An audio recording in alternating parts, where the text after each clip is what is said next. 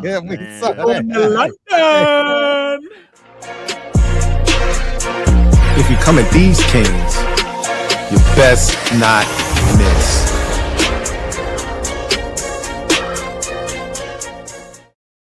Shout out to Gabe. Hey, Let's get it. shout out to Gabe. Yeah. You know what it is. Yes, sir. What's good, fellas? What it do? What it Standing do? with y'all. It's a beautiful day in the neighborhood. Somebody's getting a phone call right now. It must be the Washington Wizards to Ed saying that we are picking A.J. DeBonsa. How you doing, Ed? Yes, sir. Man. I just want to say a big thank you to John Wall, man, for going up there, man. He was our good luck charm, man. Yeah, he was. I told you on the last stream, I was like, yeah, back in 2010 when we won the lottery, the last time was John Wall, man. Shout out to John Wall, man. And AJ DeBonsa, man. Play the Gunna music right now, man. That's who we're getting. Don't overthink it. That's who we're getting. I went to AP, spent 200 racks. They told me to flow. Rainbow fan. Let's go, DC. I'm back. I'm coming back, Wizards. Are you coming back? You back now? Coming back, Wizards. Let's go, man. How y'all feeling today, man?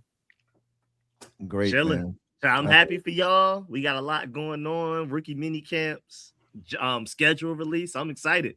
Hey, we got an official announcement too. We're going to London week 4. I think we all by round of elimination knew who we were playing in London, right? Yeah, we did. I mean, it hasn't been officially released yet that is the opponent, but we pretty much know the date. So this was on the Tottenham Hotspur Hotspur Stadium website, basically telling you what are some major dates for events at the stadium. And as you can see, October the 4th, 2026, Washington Commanders at Tottenham. So you see what it is. So Jacksonville the next week, we're going to be, I wish I would have seen this before I put my schedule out, my mock schedule. That would have helped a lot. Oh, you didn't see that? I already had it lined up for my job. I was like, oh, it's the Colts, bro. We're playing the Colts October 4th at London, man. And we're finally getting some leaks tonight that it is indeed the Indianapolis Colts at the Washington Commanders. You know, you hate to lose a home game to an international game, but it be like that sometimes. It's just the Colts anyway. Yeah, I mean, we already knew we were losing that international game, and I think a lot of us projected that it would be Indianapolis. Yep. So that wasn't a surprise. I just didn't know when.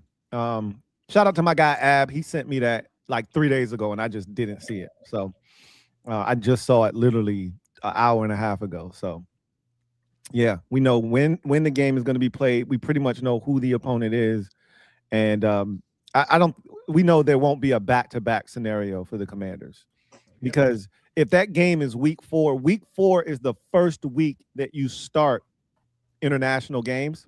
Yep. And if the Jaguars are playing the following week, now again, if they're playing the following week, which they are, which if we just looked at that versus Philly.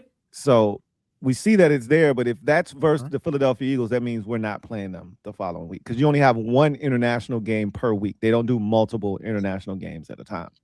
So as long as has that been confirmed that following week it's against Philadelphia? Yeah, they already announced that and everything. That's okay. official. So yeah, that kills any notion of us having back-to-back games over in London. So that's a good thing, because I didn't want 2 games over there. That was scary.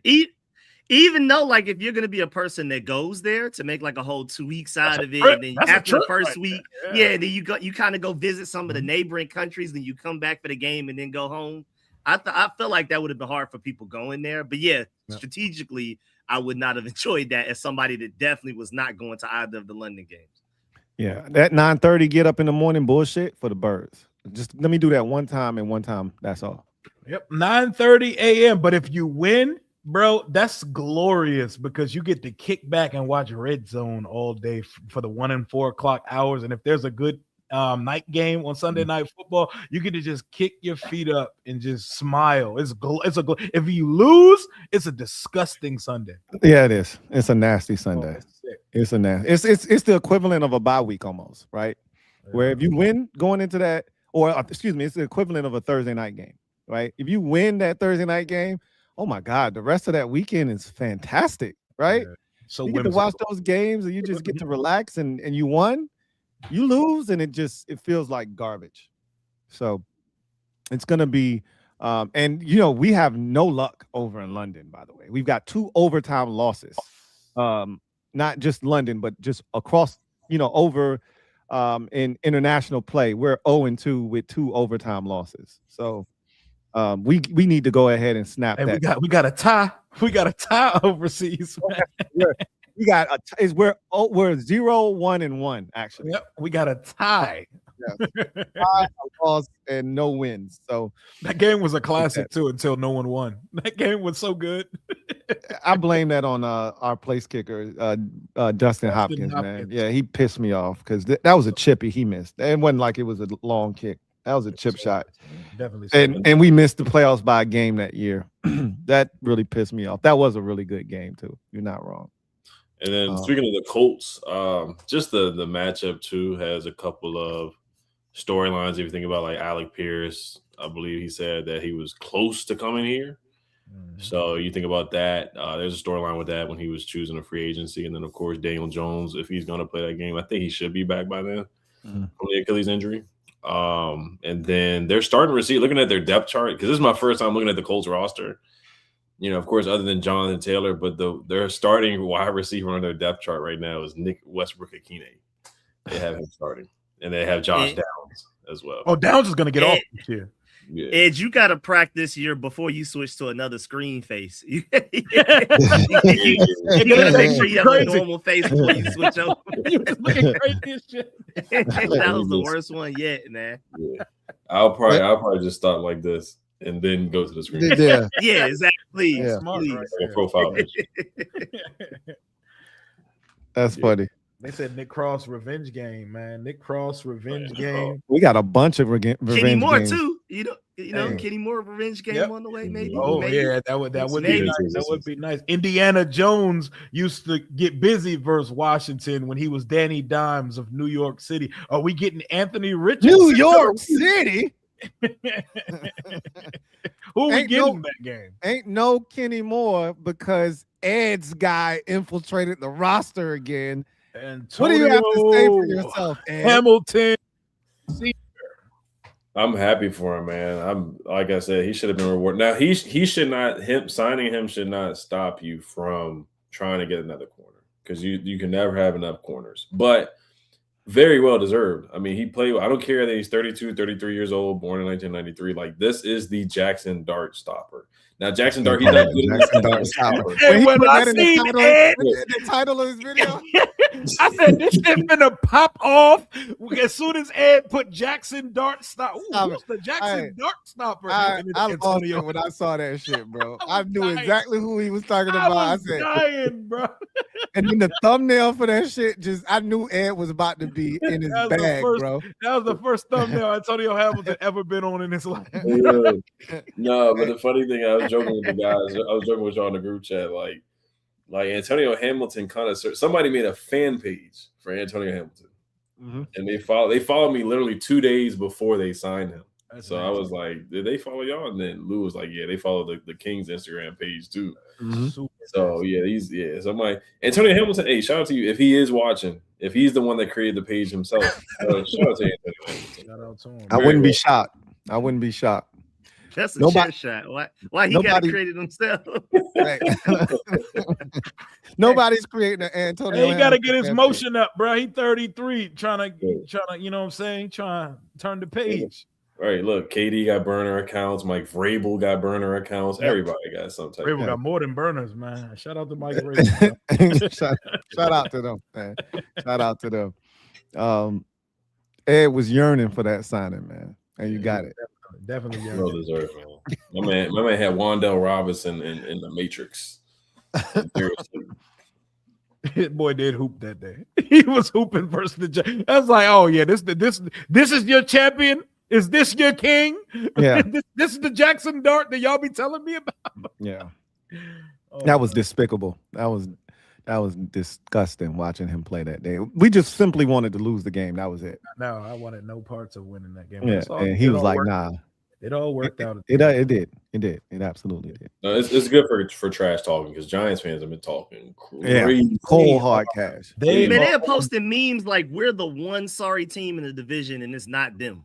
Yeah. They try. Bless their hearts. Yeah. I don't even engage them, bro. It's like they farming for, attention.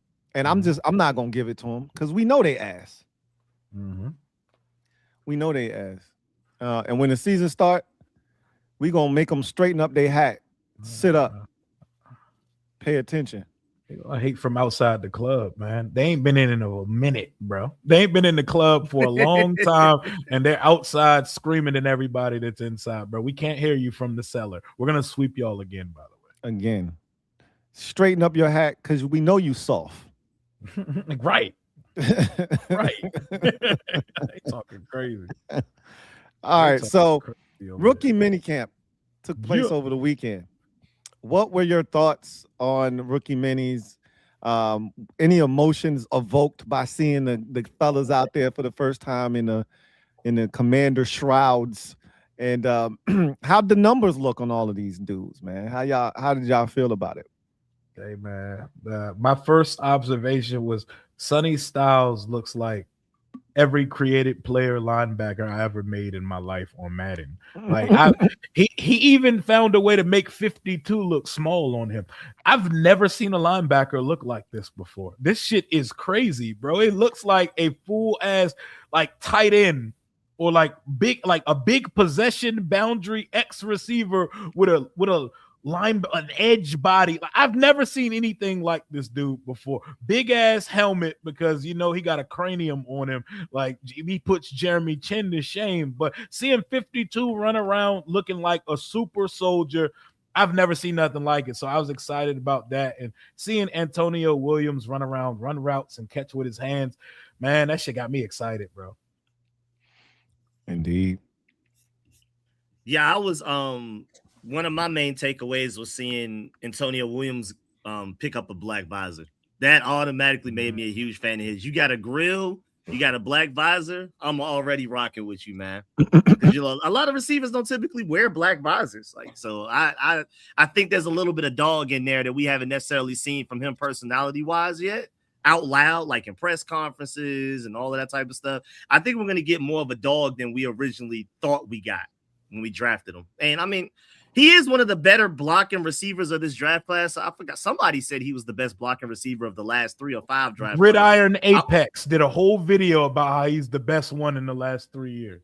Yeah, so I wouldn't necessarily go that far, but I hope he's right. But I think you have to have a certain personality. That is a personality thing, not a talent thing, to be the best blocking receiver of the last three draft classes. And it starts with that black visor. So I'm super excited, man.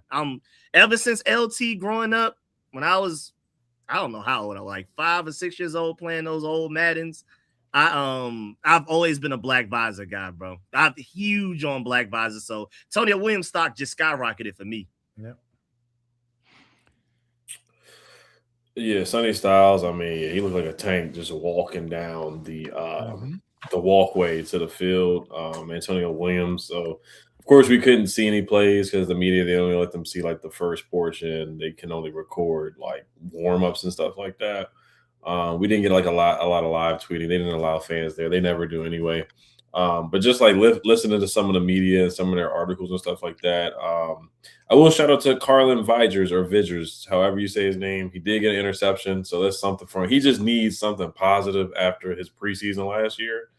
So just talking about some of the low-key guys, because he had a really bad preseason. He got ran over by everybody on the Patriots last year. So he made plays. Antonio Williams did a good job. Like some people reporters are already saying, like, this is not a surprise, but they're saying like he's way ahead of Luke McCaffrey and Jalen Lane when they came in their rookie year, and probably way ahead of those guys already anyway, projection-wise. So, of course, he hasn't played it down yet, but just talent-wise, like he's he's more advanced than those guys coming in as a wide receiver, just more polished at the wide receiver position, so that's good to hear. And then Josh Joseph, heard he had good bend and good pass rush juice, and then there's one play where a lot of people reacted to where he was backpedaling, so everybody fell in love with that play where it was like 7 on nobody. But Antonio Williams played well. The only thing to me is that Oh, and then the kicker, Drew Stevens. I heard he had a good day. So I mean, we'll see how he does. Shout out to Drew, man. That's my kicker right there, man. Yeah, we'll see how he does. The competition. We'll see who wins. I'm not going to say who I think is going to win. Of course, we'll just let it play out in preseason and whatnot, and go from there. Between him and Jake Moody, and then K-Tron, there's only so much you can do as a running back in rookie minicamp. So there's only so much you can really take away. But a lot of people say Robert Henry Jr. That's a guy that I really like when we signed him as a UDFA. That's a guy that I do want to see in the preseason. He went to UTSA and he had 228 rushing yards against Texas A&M. So that's a guy that I really want to see. Didn't hear much about the 6'5" receiver, Jaden Bradley, that's local, went to DeMath. I didn't hear much about him. I know Nick Nash was there again. Ja'Cory Brooks was there again. And Jacoby Jones, some of the second-year receivers were there. Robert McDaniel participated too. Mm-hmm.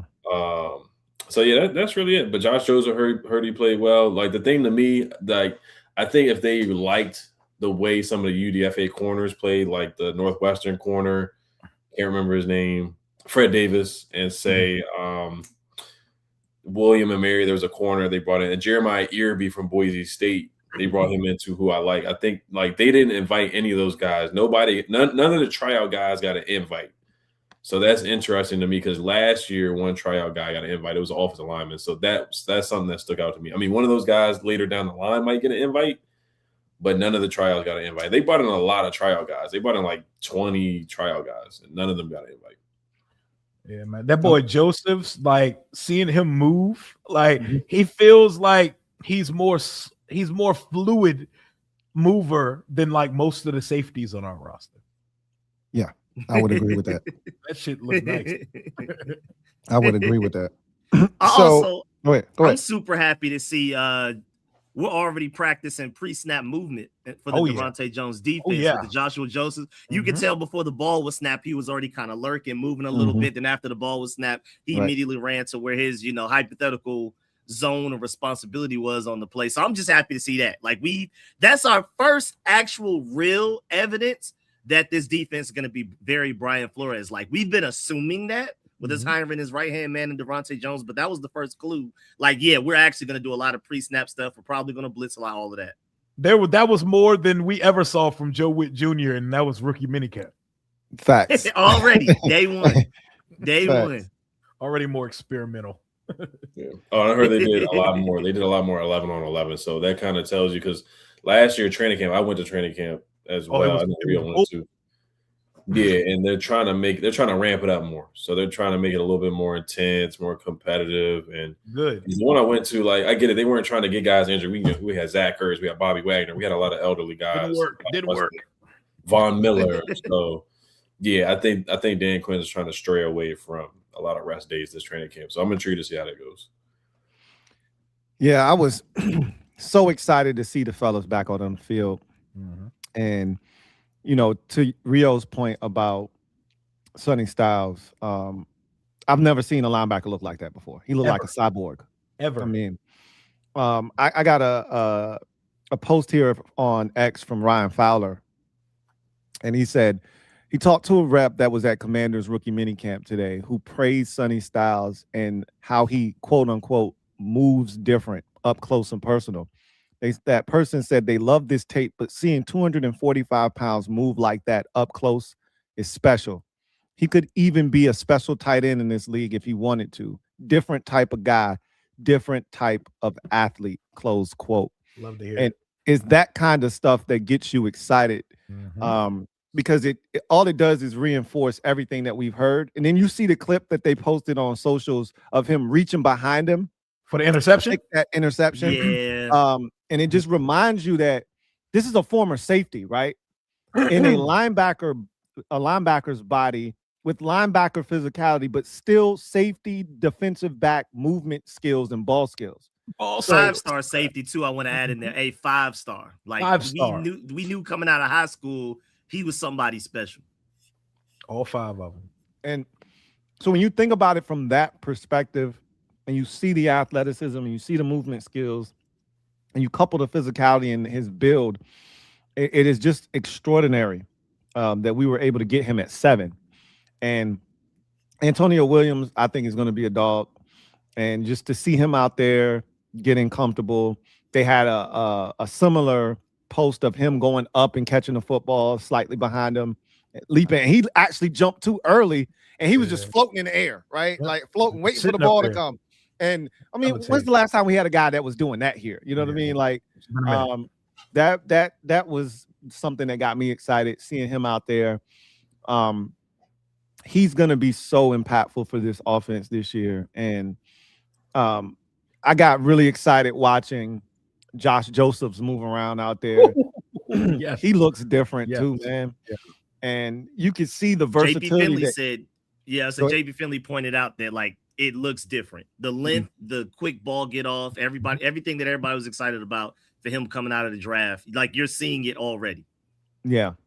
Candy Waller had a post, and I had talked about it a while back, but it basically paraphrased, and she was like, for all the people that said the Commanders got a steal in Antonio Williams, she said, I know it's day one, and it's just rookie minicamp, but she was like, they right.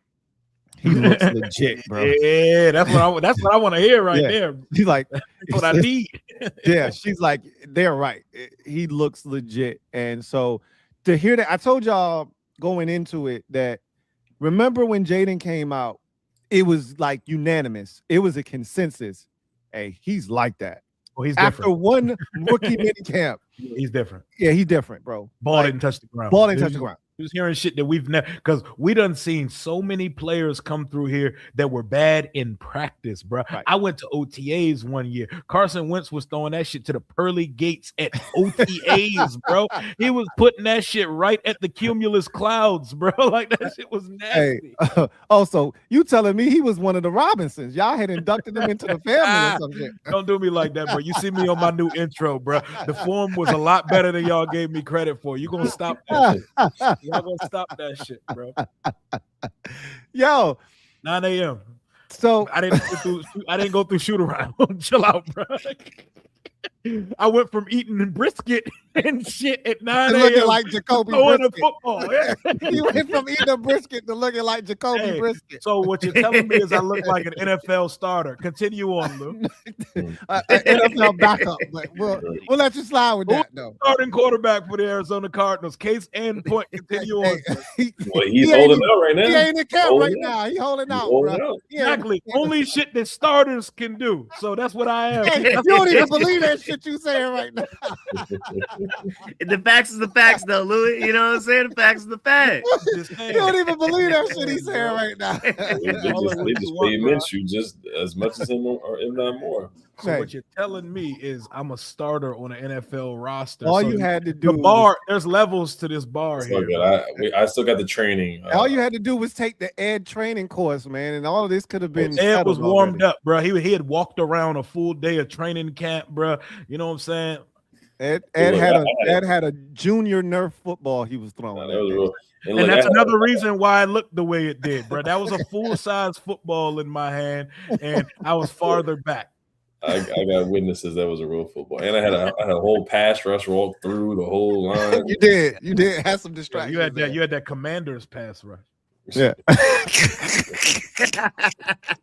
Hey, no, pre-26 Commander's pass rush. Look, man, them white women were getting way more pressure than we was last year, bro. Ed was under duress. They was blitzing like that girl trying to guard Tyreek Hill.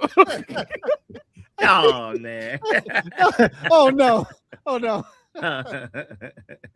Hey, she won one rep of Oklahoma's in a wheelchair after. Hey, Tyreek won't having that shit, bro. Not on my watch. He burnt the tapes. Hey, man, that minicamp was so refreshing for so many reasons. Mm-hmm. Joseph's, again, is a guy that I'm really excited about. The only guy that I watched in the clips and I was like, interesting, was Fat Man. He actually looked fat. I ain't even gonna hold you. But I was like, he's gonna be really good for us. But nothing that they showed for his him, role. Yeah. Well, he's gonna be exactly what we drafted him to be. Y'all see his shake, not bake? Yeah. It was like they could have kept that clip Like the Colts put out a clip of one of their dudes, CJ Allen, right? Yeah, and then coming back, bro. And they was like, they made my George dog look bad. Why that shit was terrible? That looked terrible, bro. Sauce Gardner had to come be his defense attorney on the timeline. Like, man, that's a good rep, man. I don't know what y'all talking about, bro. Yo, they was roasting this man. Bad out there. They kicked his back all the way in, bro. His back was touching his chest plate when they was done, bro. It did look like a terrible rep. I ain't even gonna hold you, man. He looked like he was struggling. He had on 12-pound ankle weights trying to come out of that turn, but they could have kept that clip. Indy could have, and they could have kept that clip of Fat Man. K-Tron would have run Buddy smooth over in real life if they had pads on though. Oh, for sure. I do believe that for sure. Yeah, for sure. I don't ever need to see him try to shake anything ever again because he's not shaking anything. That's not who he is, though. That's not what he does as a running back. So that was some of the most negative wiggle I've seen in my life. Negative wiggle is crazy. But to that point though, like, because I know we try not to overhype guys. It's rookie mini camp. Don't buy too far into it. They're going against guys that are not even going to be on NFL rosters. They're about to do something with life that it doesn't even involve football, more than likely. Yeah. But the thing is, like, if they didn't look that great, it would be bigger news. Like, it'd be like, oh man, because I mean, I've been looking around. Some of these rookies drafted in the first round, most notably a couple of rookies drafted before Sonny Styles.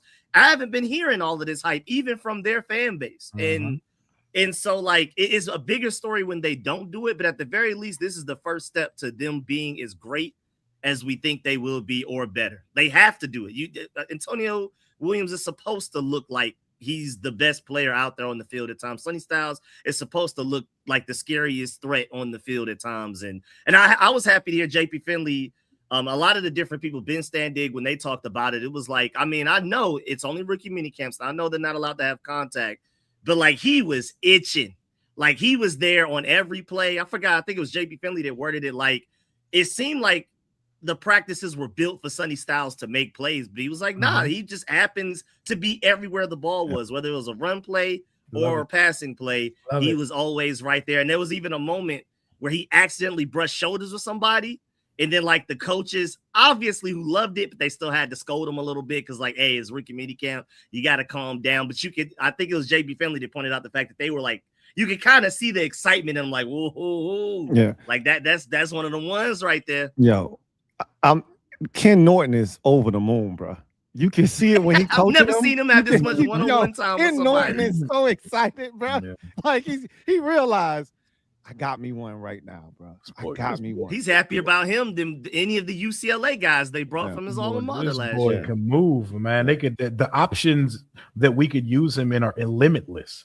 Yeah, somebody was already advocating for throwing this man a fade in the red zone. I was like, yo, chill out, man. Be easy. I'm like, I watched the Cincinnati Bengals lose their defensive end for the rest of the season on a corner route for a touchdown. He caught it though.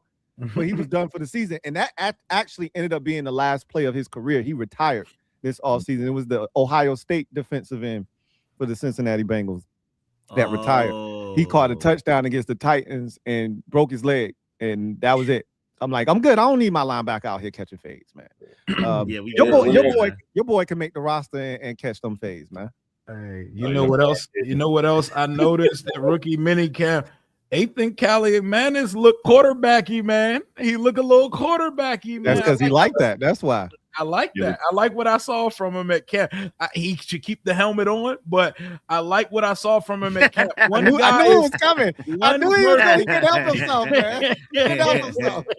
Hey, it looks quarterbacky. One guy's here to model and do handshakes. He's here to throw the football. Yo, he looks like if Nick Allegretti played quarterback, bro.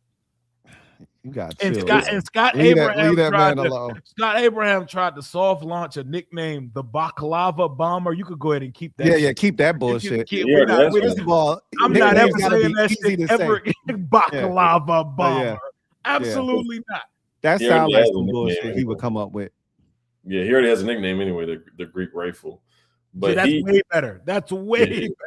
Yeah, because he has that already. But no, he kind of has Kirk Cousins swag to him. That's kind of what I get from him a little bit. Like he kind of has I know it's an undertone of this like sneaky athleticism. Like kind of Kirk was like low key fast sometimes, and they showed some clips of AK running around a little bit. Yeah. But back to Sonny, like there's reports that Sonny did work out with Ken Norton after practice too. So that's great. He's putting the work in after practice.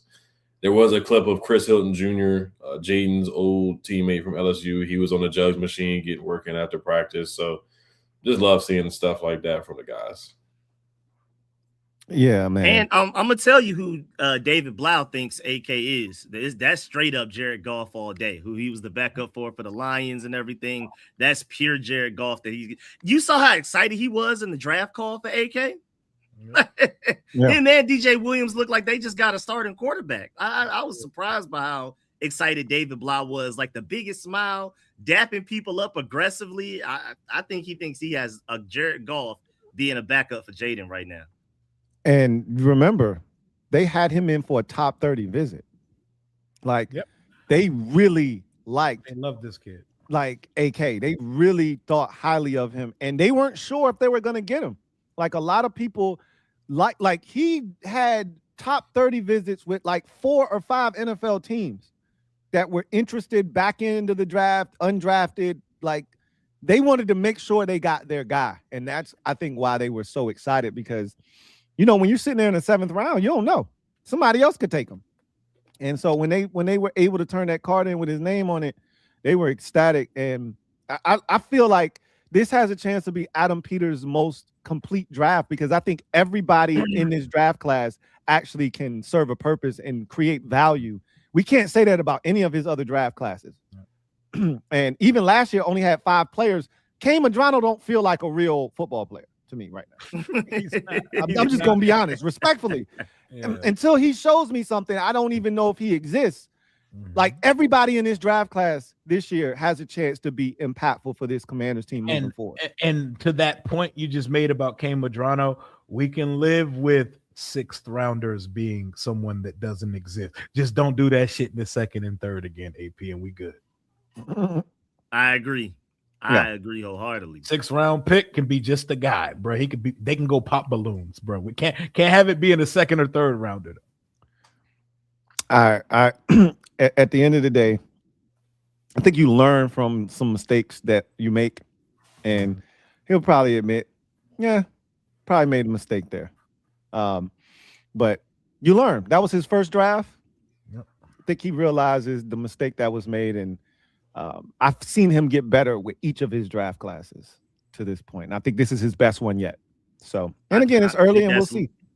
I think there is definitely something to that. We talked about that immediately after the draft, that the first draft was a little Jaden was kind of like the home run, but it was kind of he was really like the consensus pick. So it's like you can't really give him too much credit for like outsmarting the room on that one. But thank you still for getting Jaden Daniels, of course. And then he had a couple of good picks sprinkled in there. And then the next draft, it was a little bit better percentage-wise, but it wasn't like great overall. And then the 3rd draft is when he comes in, and you can tell not only is he good at identifying players, but he's also good at something that the 49ers aren't good at right now, and reading the room and knowing, okay, we love this guy, but we may be able to get him a round or 2 later.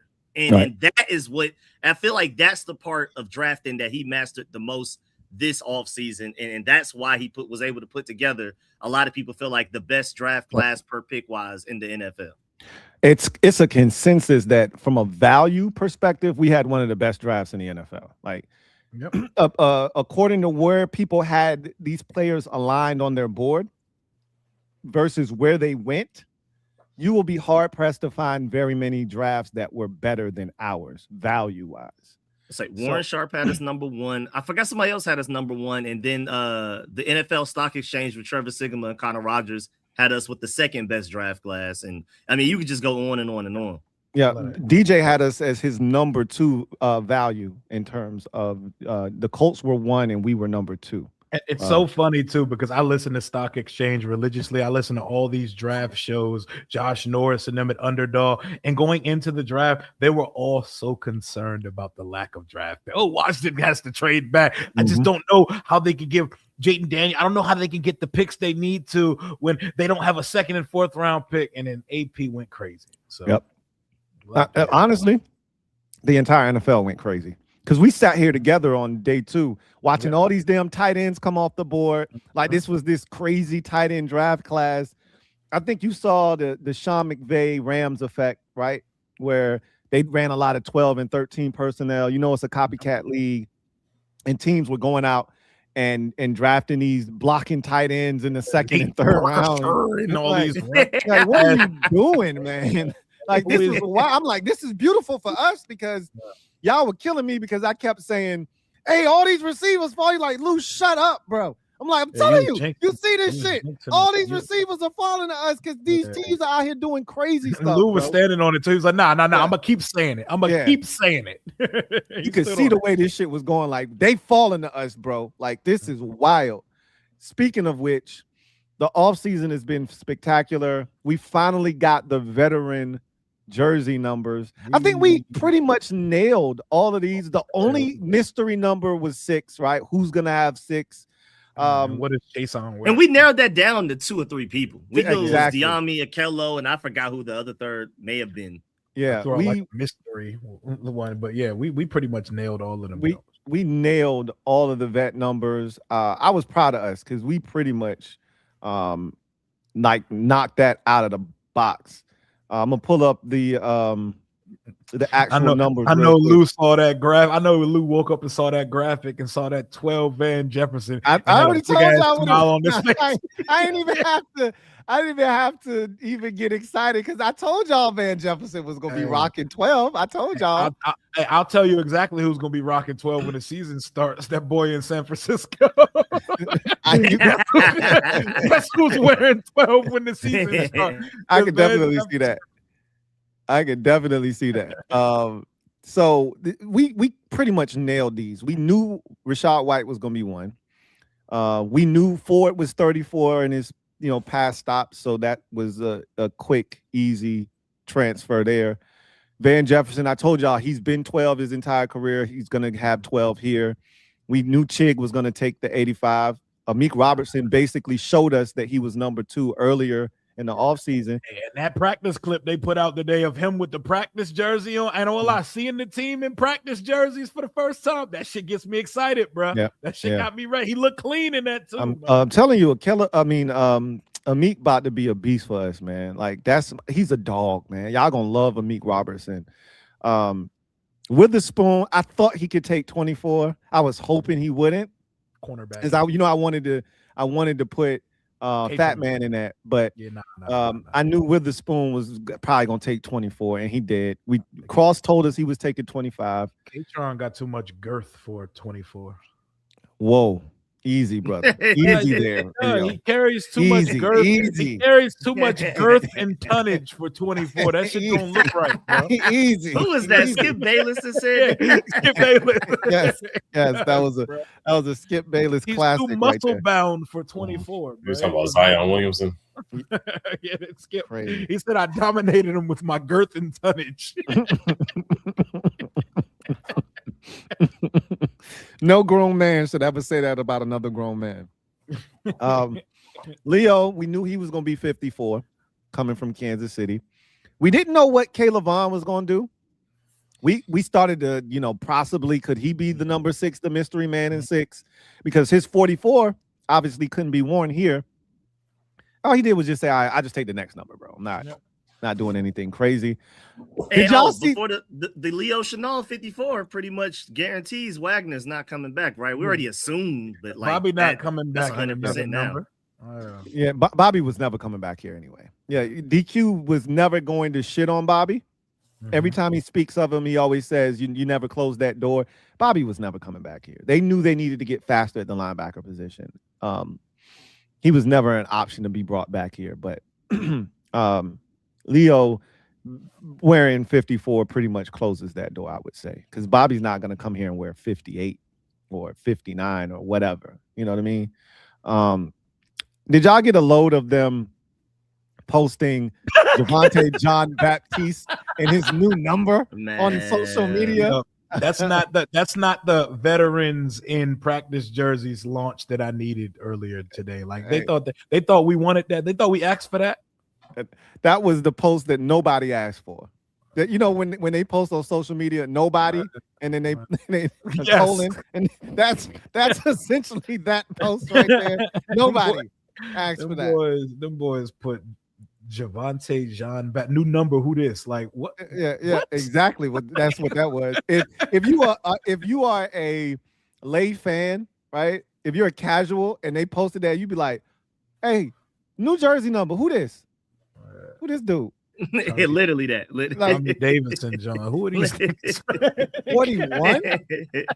They literally tossed that man a jersey. Hey, catch. They put him in the Lorenzo Neal special right now. They put him in the Colston Yankoff rookie special. That's nasty, bro. That's the first sign of it ain't about to be nothing going on for a while. It's like they already digging deep and said, hey, what can we possibly post right now bad? So that basically Javante being tossed the 41 jersey means that it opened up the opportunity for Charles Omenihu to get his 90, right? So Omenihu is 90. Owe 98. We predicted that. And Settle 97. They already had him on the team website as number 97. So there was no surprise there. So I think out of all of these numbers, let's see, 2, 4, 6, 8, 10, 12, 13. Out of these 13 numbers, I think we had about 11 of them pretty much nailed down, maybe 10. I think Witherspoon, Brown, and Chason were the 3 that we weren't 100% sure about. All the rest of these, I think we pretty much nailed. So there weren't any. Were there any big surprises here for you guys? Minihu took the chain right up off Javante John. Yeah, let me get that. Let me go get that 90 off you, champ. Yeah, let me get that. let me hold something, youngin. Let me hold that rock, nephew. Yeah, let me get that. Yo, let me hold that rock, nephew. So Diami does get number 6. Were you guys surprised by that? And what were your initial thoughts when you saw Diami was the one that got the number 6? Diami said, "I'm leaving." I mean, it's just weird for a guy that's not safe to make the roster to have a number that's that important. But other than that, does that change the way y'all feel about Diami standing within the roster? Do you think there's a realistic possibility they keep 7 receivers? He's gonna be on the roster. I think so too. I think they're gonna keep 7 receivers. Yeah, me too. I've been standing on the 7 receiver the whole time because people don't want to hear it. Like Luke and Lane are both here, and a lot of their roles are tied into special teams. Therefore, you need to keep 7 receivers, bro, because we're possibly going to be adding a veteran to the room before the season starts, as well as what we already have here. They're keeping 7 receivers, man. I think the Brown number 6 makes me feel extremely confident that they're keeping 7 receivers this year. Because I've been adamant Treylon Burks isn't going anywhere. He's on this football team. So if Brown is here and you're gonna bring in a veteran at some point, which we assume, we don't know this for certain, but it feels but a conclusion at this point that they're bringing in a veteran at some point to complete that room. I can't see them cutting Diami Brown. Especially after you let him get the number 6. Not that having that number means that you absolutely are making the team, but like if you're not on the team, like you see what they just did to Javante, right? See what they just did, how you just disrespect somebody when you know they're not gonna be here. Like if that's how they felt about Diami, hey Diami, take this 87, bro. Take 87. Yeah, they would have put him in some bullshit. Yeah, straight up. Like, and because even Van in 12, like, nobody was fighting Van for 12. Straight up. Like, either Kaliak, a.k.a. was getting 12 or nobody was going to take 12, more likely than not. Like, Van is still getting cut wearing 12. But I think it's really interesting that Diami ended up with 6. I really do. He said, I'm leaving with something, Lou. He said, I've heard the joke Jaden was talking about putting him in the 80s, man. He said, hell no. I'm getting this. What do you wear in Jacksonville? 5? So he went from 2 to 5 to 6. Yo, I'm getting me a single digit, bro. Y'all not about to have me look crazy. When you think we're out here overestimating and we're overcompensating, talking about these numbers, bro, John Madden got like a 20-minute video talking about how important numbers on players are. So it ain't just us. Yeah. You know, some fans hate when we have these discussions about jersey numbers. Jersey numbers are important, whether you want to admit it or not. I think they also project what a player may be doing, because I think Owe in the 98 sounds like, hey, I just got paid a lot of money in between whether he wants to or the Commanders are forcing him to.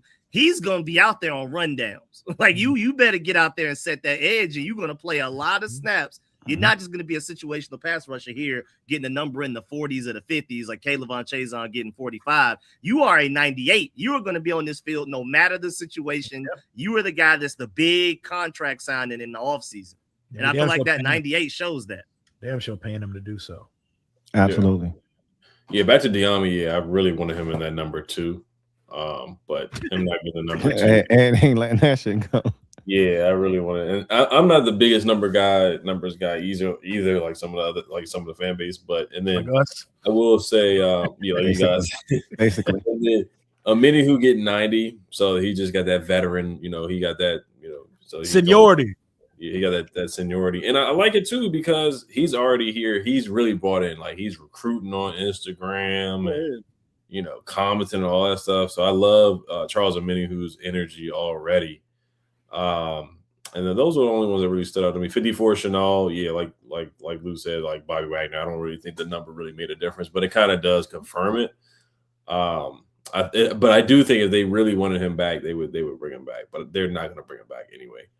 And then Chig 85, that was the obvious one. We knew that. Rashad White posted on Instagram with the fake jersey reveal or fake AI generated jersey with him in number 1, so we knew he was going to get that. And Jerome Ford is a guy that I don't really. It's going to be an uphill battle for Jerome Ford to make the roster, but 34 was his number before with the Browns anyway, so that's just a regular number for him. And then Tim Settle already got the 97 that he was with when he was here in Washington the first time. So yeah, we hit it out the park with the numbers game, the number guessing for sure.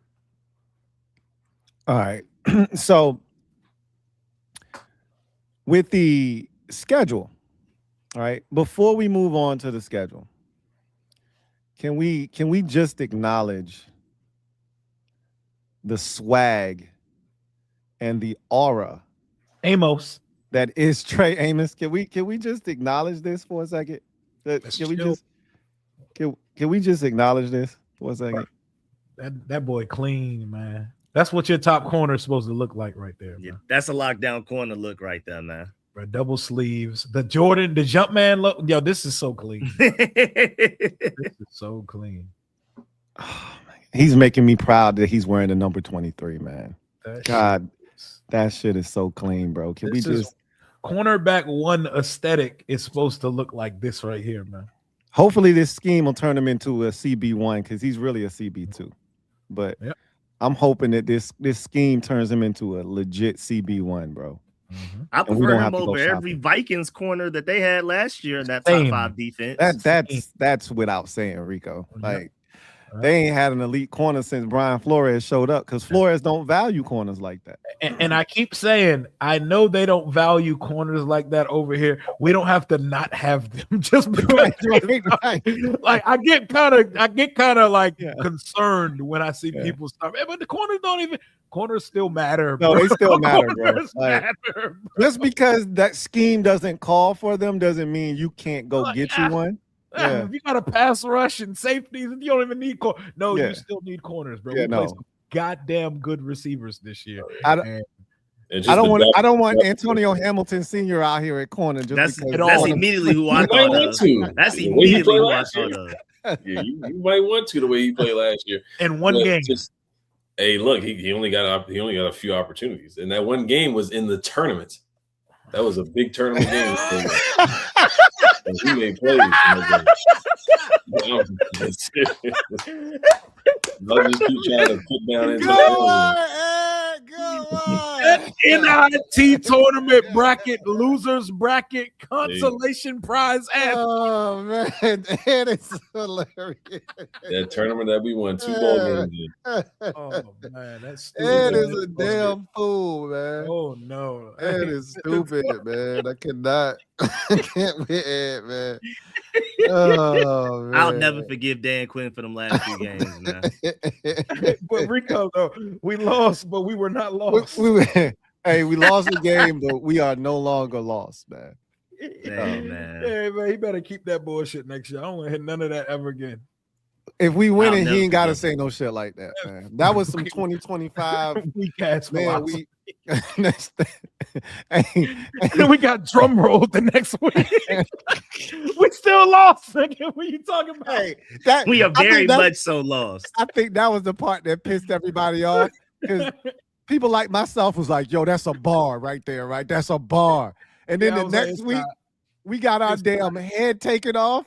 You like, man, we still lost, man. The hell you talking about? We was mad as a you lied to us. Mad as hell. Full. Don't give me glass half full after L, bro. Like, don't give me we almost coulda, woulda, shoulda, maybe had a chance to win the game. I don't want to hear that shit. We were a Debo drop away from not losing 31-0.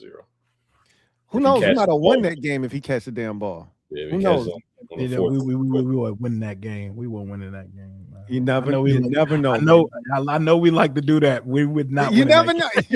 Cliff said he didn't even prepare for the game, dog. Like we walked into that game. Bro, he called McCarthy. He might have felt the pressure after 5 went down and matched his touchdown. Who knows what McCarthy would have done after JJ would have went ice skating right back up that field on us. After the game, he might have been on that. He would have had the McCarthy face himself.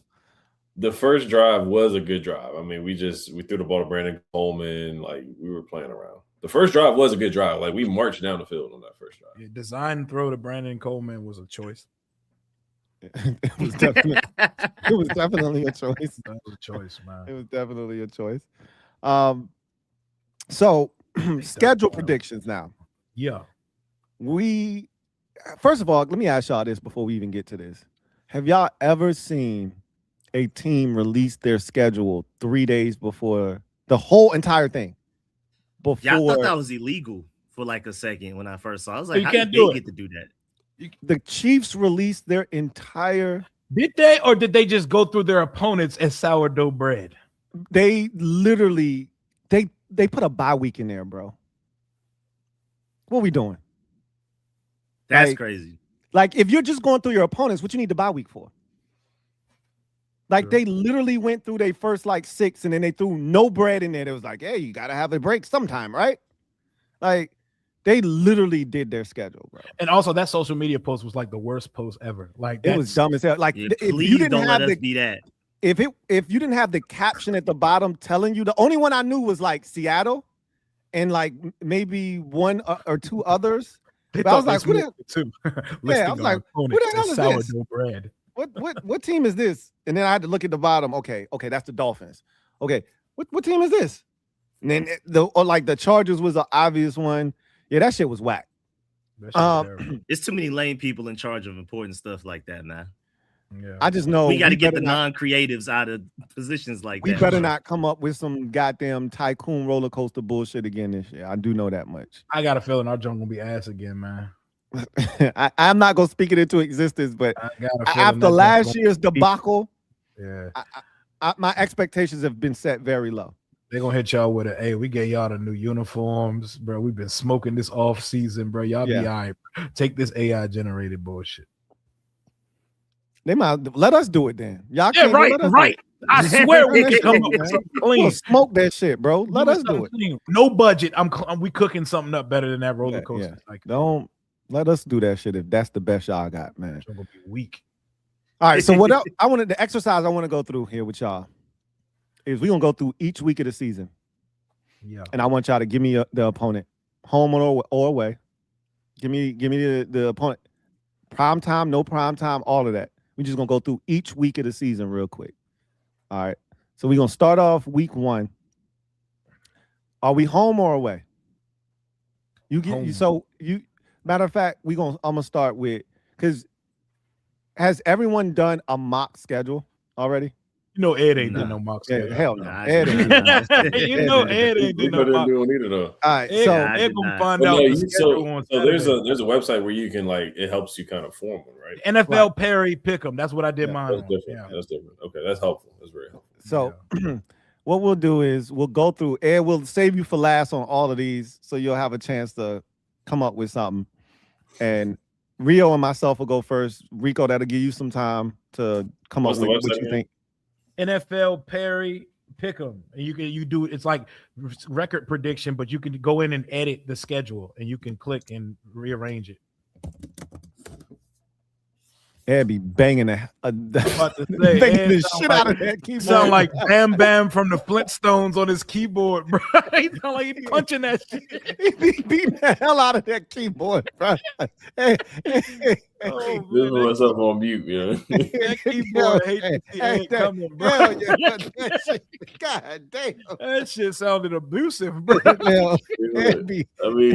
Hey, got these basketball hands. That's what. Ed be out there on some Bam Bam shit. Hey, you played your game this week yet? No, it's on Thursday. I was about to say it's later in the week. It's scheduled. It's scheduled release week, so I'll probably play the first half and roll up. We need the PRA, man. We need. I'm about to say we got to get the numbers because we set the over under for that. Yeah, first half props because I got to leave for the schedule. I got to react. We're still judging. Yeah. So we got to lower that. We got to lower that number to like maybe 12 and a half. 12 and a half on the PRA, more or less. First half props. First week of the season, week 1. Rio, who you got us playing? 1 p.m. kick versus the Atlanta Falcons, even though I know the league likes to force divisional games. So they talking this Eagle shit on the timeline. I'm going to stand on business. Atlanta Falcons at home. We're 4-1 versus them in our last 5, and we owe them a lick back because of that bullshit that happened up in the Mercedes-Benz Superdome last year.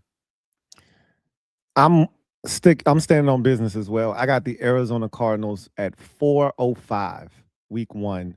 On the road, trying to get us to 1-0 to start off our season. Okay. I'm hoping it's the Cardinals. I'm rooting for Cardinals. I want to play the Falcons early, but I don't want to play them week 1. Because that's going to just be extra anticlimactic for me. So I'm rooting for Cardinals. I think it may end up being the Eagles, but I'm going to put my energy towards the Cardinals. I'm going to say it's going to be the Cardinals because I want it to be the Cardinals. Yeah, last week I said the Cardinals as well. I said Cardinals I said us at the Cardinals. I think the NFL, they're just lazy with the scheduling. Like they already announced Cowboys versus the Giants. Yeah, Giants on Sunday Night Football. That's such a lazy. That is very lazy. Yep. There's another game they announced too that's like super Monday Night Football is like Chargers. The Chiefs, Chargers. Chiefs. It's Chiefs. I think it's Chiefs, Chiefs and Broncos. I think it is. Yeah. It's just two teams from that division. Yeah. Yeah. Just I'll change it from lazy. I mean, it is lazy. I'll just say repetitive. So I think they're gonna repeat because we did that with Alex Smith when we had him 2018. Yeah, we played at Arizona. Then we played Arizona at home with Sam Howell. Yep, in 2022. Yep. Yeah. Yep. So.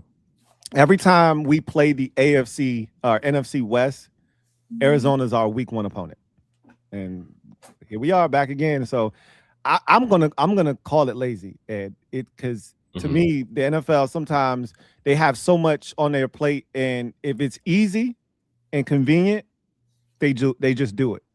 Cowboys Giants is convenient week 1. I don't have to think about it so many times on Sunday Night Football. The only reason we didn't get it last year is because the Cowboys opened up versus the champs, the Eagles. Yeah. Every year, you can count Giants Cowboys on Sunday Night Football. It's so lazy. And that was cool when Eli Manning was there and those games were actually good. Like, who needs to see Cowboys Giants week 1? Like, when has that ever been a good game to kick off the season? Since Eli Manning retired, and it's not been Tony Romo versus Eli Manning. Like, but that's what they do. Point, though. I say that's the point. You put the worst games at the beginning because we all watching all we gonna watch games regardless. Yeah, you're right. If that's the case, then put on the Browns and the Jags in week 1. Then it's hella divisional matchups. Please. They like to open and close the season with divisional matchups. But since we're gonna be at the 1 o'clock kick, probably 1 or 4 o'clock. They could sneak in a non-divisional game. I'm standing on that it's going to be the Falcons week 1 because that just feels like a week 1-ish matchup. Week 2. I'll start it off. We've had, since Jaden Daniels was drafted in 2024, we've had a primetime week 2 contest every year. We had the Bengals game in 2024. Last year, that was week 3. That was week 3. Was that week 3? Yeah, we had the Giants week 2 of 2024 at 1 o'clock. Oh, yeah, yes, that's right. You're right. You're absolutely right. That was the Noah Brown game and the 7 field goals. I think we got the same exact prediction for week 2, if I recall it correctly, after seeing your Joe earlier too. So I'm glad you got me right on that. So it was week 3. Last year was week 2, was Thursday Night Football, Green Bay. So in my mind, I'm like, they're gonna do the week 2 thing again. Mm-hmm. And so I went with Cincinnati on Monday Night Football for week 2 against Joe Burrow. Again, this is kind of going back to what Ed said. Lazy. It was really good the first time. Let's run it back. This time LSU Heisman's easy storyline. All that good stuff. And 2 teams that are both looking to like get back. That's why I picked the same matchup, but Monday Night Football. Okay. Yeah. Mine is Monday night as well. Oh, yeah. So we both on the same page. Yep. I say as the 2 professional schedulers, y'all both agree on something. That I'm gonna go with that. I have no additional input to add on that. I got my whole last schedule right here. right in front of you. Chilling. I'm making some mental edits in my head now that I know that we're not getting Thanksgiving though. So I'm gonna swap something. Right. I'm trying to figure out what that is. I'm doing the same thing. Now that I know the Jaguars game is in week 4. The Colts game. Excuse me. Yeah, the Colts game is in week 4. Yep. And I got that on here, man. I got that on here right now. What you got for week 2, Ed? I got Bengals as well. I got there's definitely gonna be a home game. I doubt they start us off back-to-back road games because I have us with a road game week 1 going to Arizona.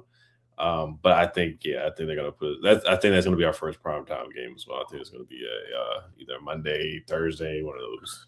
Home to start the season is a treat, especially considering we're going to London in a couple weeks to host the game. We are gonna host it though. We're gonna have so much more fans there than the Colts do. It's gonna be a Washington home game at Tottenham Stadium. It could definitely be a home game for the good guys. I expect it to be. Week number 3, Rio, what you got? For the 3rd week of the season at the MetLife Stadium, 1 o'clock kick, New York Giants. Let's rumble, baby. Let's go. Let's shut So our first division game you have is week 3. I have us at home against the Atlanta Falcons in week number 3. That's literally what I was about to say. I want them within the first 4 weeks. I was about to put them week 3. Ed, what you got for week 3? I have at the Vikings. At the Vikings. Okay. That's just vibes feeling. First, I'm about to say first revenge game of the season. The Vikings there in week 3 on the road. So week 4, I have at the Giants as our first divisional tilt.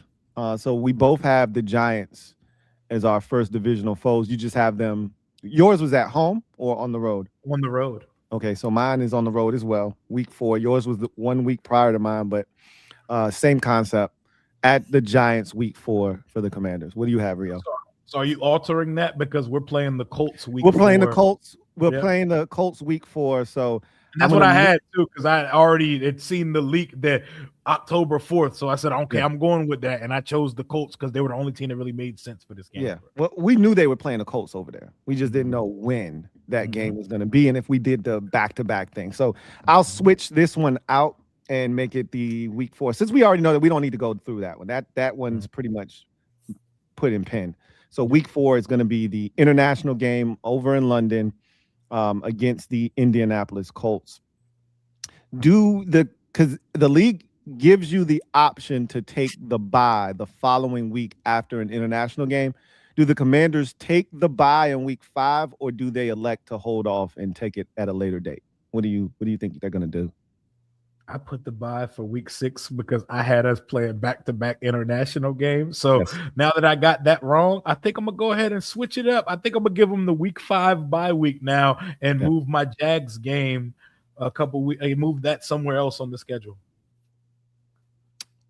I really feel like Dan Quinn is gonna want to hit the reset button after the international game. So I too think the buys. That's such a nasty buy. But what I've heard from players, I really hope not, man. That's a sick buy. What I've heard from players and coaches is that they prefer the early buy because they really haven't had any time off since training camp. So we don't think about it from that perspective. We just think about it in terms of the season. But from a player and coaching staff perspective, that really is breaking it up into 2 parts when you have it early.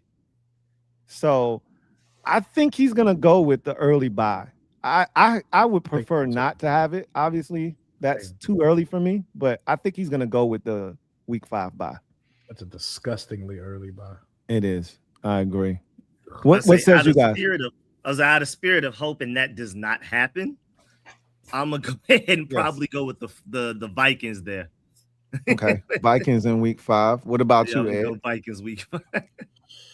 I'm gonna go with going to the Giants.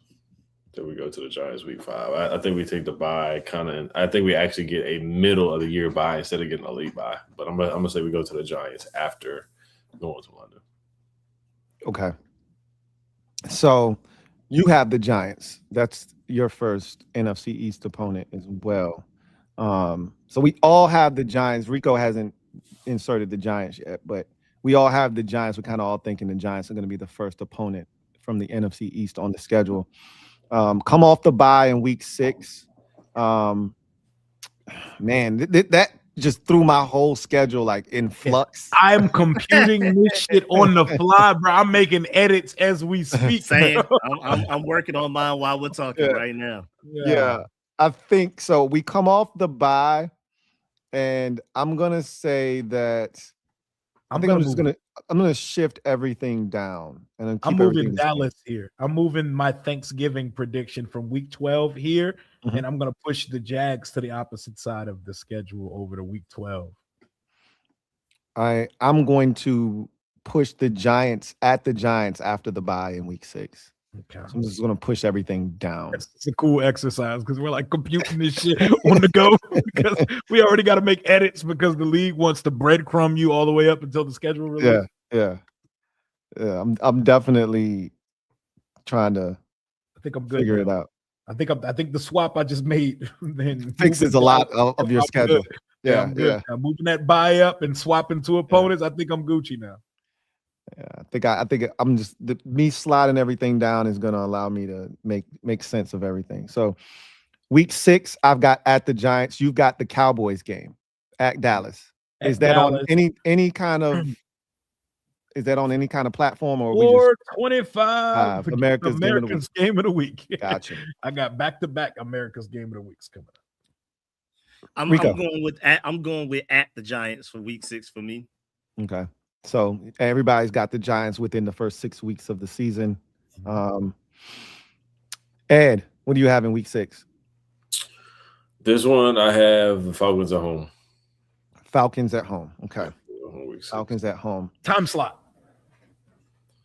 Falcons is 1 p.m. to me. I don't think Tua is gonna really, or Michael Penix is gonna draw 4 o'clock because we just played last year. I mean Tua Tagovailoa. Yeah, Tua. Yeah, he's gonna draw 1 o'clock. I mean, last year we just played him on a 1 o'clock slot. That game was so stupid. Yeah, it was. It was the beginning of the end of Joe Witt Jr. That's when we knew. That Marcus pick, I still can't believe he threw that pass. I thought we had drawn them offsides or something because it was. He thought it was a free play because it was so bad of a pick. He was like, "Oh, that got to be a free play." The craziest unnecessary arm punt. Like we had time, we had downs. Yeah. Like, bro, why did he do that? Yeah, what are you doing right now, bro? Yeah, that felt like, oh, we drew them offsides. I'm about to take a shot for no reason. I was shocked when I found out that There was no penalty. He just did that stupid shit. He just made that decision, bro. He stood on business. Not good, not the good kind. No, at all. Like you said earlier, that was a choice. That was a choice. Week 7. Oh yeah. Thursday night football.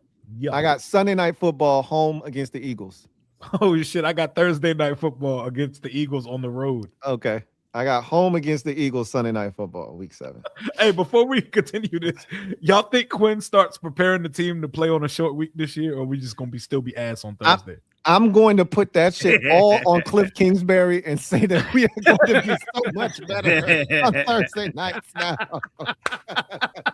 Bro, we look like we have they just said, nope, this is like a veteran rest week when we play on Thursday. Like, we're not doing this shit. Yeah, no way. I am absolutely putting that shit on Cliff Kingsbury. I had put it on Cliff, and I blamed Jaden's, ill preparedness on Cliff. Be ass on Thursday. Yeah, he'd be super ass on Thursday. Boy, Jaden, I've only seen Jaden look bad twice, and it was both on Thursdays, bro. I'm putting his lack of preparedness, that mentality of, hey, we didn't even prepare for Minnesota. We just gonna try to do our shit. That made me think, what do you think he's doing in a short week? Yeah, when he doesn't even, he had a full week to prepare for Brian Flores and said, you know what? Nah, I'm not even. That's too hard. We ain't even gonna try to do that shit. We ain't doing none of that Flores shit this week. Yeah. We just gonna do our shit. We just gonna do us. Yeah, I'm putting that shit on Cliff, man. Jaden's finna be awesome this year on Thursday night. That's fire on Quinn, but I'll take it though. I'll take it. We're gonna put that. We're gonna scapegoat Cliff. He ain't here. We're gonna put that shit. I've been putting that shit on Cliff this entire time anyway. So Cliff is definitely the scapegoat, and I think we're gonna see a much better team on Thursday night football this year. So you got the Eagles Thursday night, week 7. One more. I got Seahawks at Commanders. Yep. I got Dallas. Dallas at home. Time slot, Rico. Ooh, time slot. We definitely don't need to see them on primetime again. We don't need to do that. I'm going 4 p.m. for that one because I think a lot of people know last year was a fluke. Mm-hmm. Like, even seeing like national analysts talk about us, people that aren't even Commanders fans keep saying like Jaden healthy, and we had one of the best off seasons. I think people will know that like Commanders versus Seahawks is a game that's worthy of at least being at 4 p.m. I'm gonna go 4 p.m. I seen a video earlier in my just the devouring content on YouTube.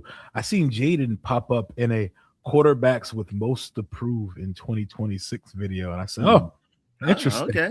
Yeah, I have a video coming out about that. Kyler and Stroud, and they're naming all these quarterbacks that make a ton of sense. And then Jaden popped up. I said, "Oh, okay, yep, okay." That's a real conversation. That it exists out there. So I'm not shocked by that. Mm-hmm. Ed, what you got? Dallas at home. 425. Dallas at home. 425. All right. So now we go to week 8. Yeah. And I have at the Tennessee Titans in week 8 at 1 p.m. I got home America's game of the week versus the Los Angeles Rams. Okay. At home. Gotcha. And I got at the Jaguars because I've been putting together my schedule. So now in live while we're doing this, so some independent. You finished that homework. Yeah, finished that homework. Yeah, this is when you do your homework in class, in homeroom like shit. Yeah. Just finished that jump. All right. Ed, what you got? Yeah, I'd pick the Jags. I pick the Jags too. At Jags. Yay! I pick the same thing. Look at that. So I have the Jags in week number 9, or excuse me, week 8, at Jacksonville in week 8. So same as me and Ed. Yes. Mm-hmm. So no, push that down. So I had Houston, Tennessee in week 8. Excuse me. Okay. So week 9, we are at week 9. Okay. I have home for Houston in week 9. Home for Houston in week 9. Tennessee on the road, 1:00 kick, CBS. Okay. And this is where I got the bye week that I'm hoping for, like pretty much almost I need near that. the dead center. Yeah, I need that. I need that. That's where mine was initially. Please be right. Because I also have the bye week setting up for us to prepare for the Cowboys the week afterwards too. That's how I did it. Shit ain't gonna matter. Because we gonna need everything we can get. We can't beat the Cowboys with Jaden Save without our Jaden. lives. We can't beat Dak Prescott. Shit, he 13-2 versus us. He runs the NFC East. To have not accomplished much in his career, he runs the shit out this division. I hate it, bro. I hate it. He's dominant in the division. All right, Ed, what you got? I picked the bye week too. Bye week, okay. So week 9 bye for both of y'all. Week 10. All right, so week 10. What you got, Rio? Sunday night football, Brandon Ayuk revenge game, baby. Let's go up to Levi Stadium and let's go make some noise, bro. Jaden finna target him 19 times that day. Oh man, please do. I think David Blau has the personality to where he'd be petty enough to do it too. He would. Y'all want to wait to give me my guy this late so he don't have as much time to prepare for the season? Jaden, Jaden, run it again. Again, they're not stopping him. Run the slant to Brandon again, Jaden. That's crazy. That's wild. They're gonna be holding the triangle button on the PlayStation. I got the Houston Texans. Did I already say that? Yeah. Yeah. So then I have the Jaguars at the Jaguars in week 10. Okay. At the Jaguars. 1 o'clock? Of course. 1 o'clock. Jaguars, 1 o'clock. Like, of course, 1 o'clock. That's one of the safest 1 o'clock games. The Jags, of course, 1 o'clock. Of course, 1 o'clock. Arguably the worst offseason out of anybody. That's saying a lot with the 49ers and a few teams out there, bro. Jaguars didn't even try this offseason. They didn't replace anybody they lost. But like I said, I have Cowboys at Washington. I'm gonna go Sunday night football after our bye week. Give us a full 2 weeks to prepare for them because again, we're gonna need it. I don't care how much I feel better about the Commanders and the Cowboys. We just don't beat them for whatever crazy circumstance. Yep. I feel you on that. Jaden's got to graduate versus Cowboys this year, man. I hope so. I pray because I feel like DQ be giving them too much respect too. Like, especially when Mike McCarthy was there. Now that whole staff should have been, kind of turned over now. Like, man, if you don't smack these boys, man, stop that bitch ass shit. Yeah, let's go. Ed, what you got? Week 10. I got at the Titans. That's definitely 1 o'clock. That's a 1 p.m. At the Titans. Okay. Nice. Week 11. Now my shit is back on track. Everything is back to where it needs to be. All of the nonsense is and the shuffling is done. Home for the Giants in week 11. Okay, I got us home versus the Seahawks. Another 425 kick. May not be the game of the week, but we on the 425 schedule that week. Yeah. Sounds good. And we need revenge because the another revenge game. The Seahawks came here. That was the game. The disaster took place, and me and Lou reacted to that in unison. And we owe them big time. They need to see our A squad and what we really look like this year. Yeah. So those are the Super Bowl champions too. So our fans better show up, show out, and make some damn. That may be the one game I pop out to this year whenever we play Seattle, man, because I want revenge, man. I got another exercise. Y'all remind me when we done. Okay. I got another exercise for us. All right. Okay. Don't let me forget. Rico. I have at the Titans. At the Titans. Because the next week I have us Thursday night football against the Rams. And I feel like if there was an opponent you could play 4 days before you have to prepare for the Rams, it'd probably be the Titans. So I got at the Titans week 11. I got the Eagles at home. Eagles at home. Eagles at home, yeah. And one of our Eagles games is definitely going to be a primetime game. So. I'm about to ask you, was this one the primetimer or no? Yeah, this one's at home. I'm going to go with Sunday night. I'm trying to think of the last time we played the Eagles at home on primetime. But I'm going to go with Sunday night. All right. We usually go there and play on primetime. Play a primetime game. Week 12 is Thanksgiving weekend. Always in the NFL, week 12 is. So we don't play on Thanksgiving, but I have us playing I got to shuffle around. Angeles Rams on Black Friday. Okay. I have the Rams too, but I forgot week 12 is Thanksgiving, so we will not be playing Thursday. That's just going to be a random. That could probably be a Sunday. It could be a Toulouse pointer for the Black Friday game. Hey. But I have the Rams as well for that week 12. Okay, I know what we're doing since Lou went Black Friday. I had us on Thanksgiving at Dallas, and I had to swap it. So this is where we're playing the Jaguars. We were talking about corporate greed, and we were talking about how the NFL is trying to get to a point where they're playing games every day of the week. Isn't there supposed to be a game the eve of Thanksgiving this year? I think we heard something to that effect. I'm not sure about if it's Christmas Eve or if it's Thanksgiving Eve or both.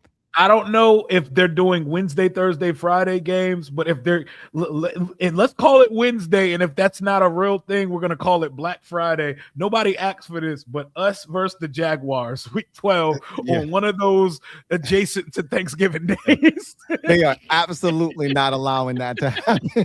You can find a better matchup than us and the Jaguars.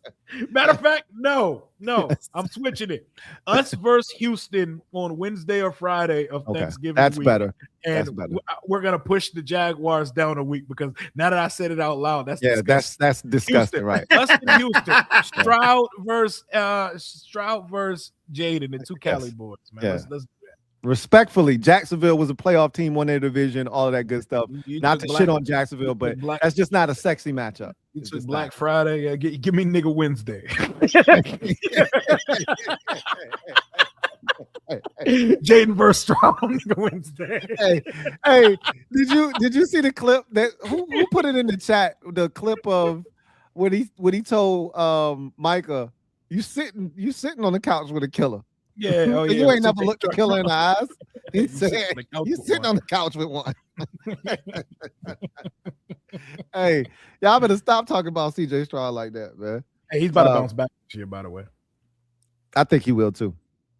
I think he would. Any update on Tank Dell by any chance? Is he like where we at on that? I think he's playing football this year.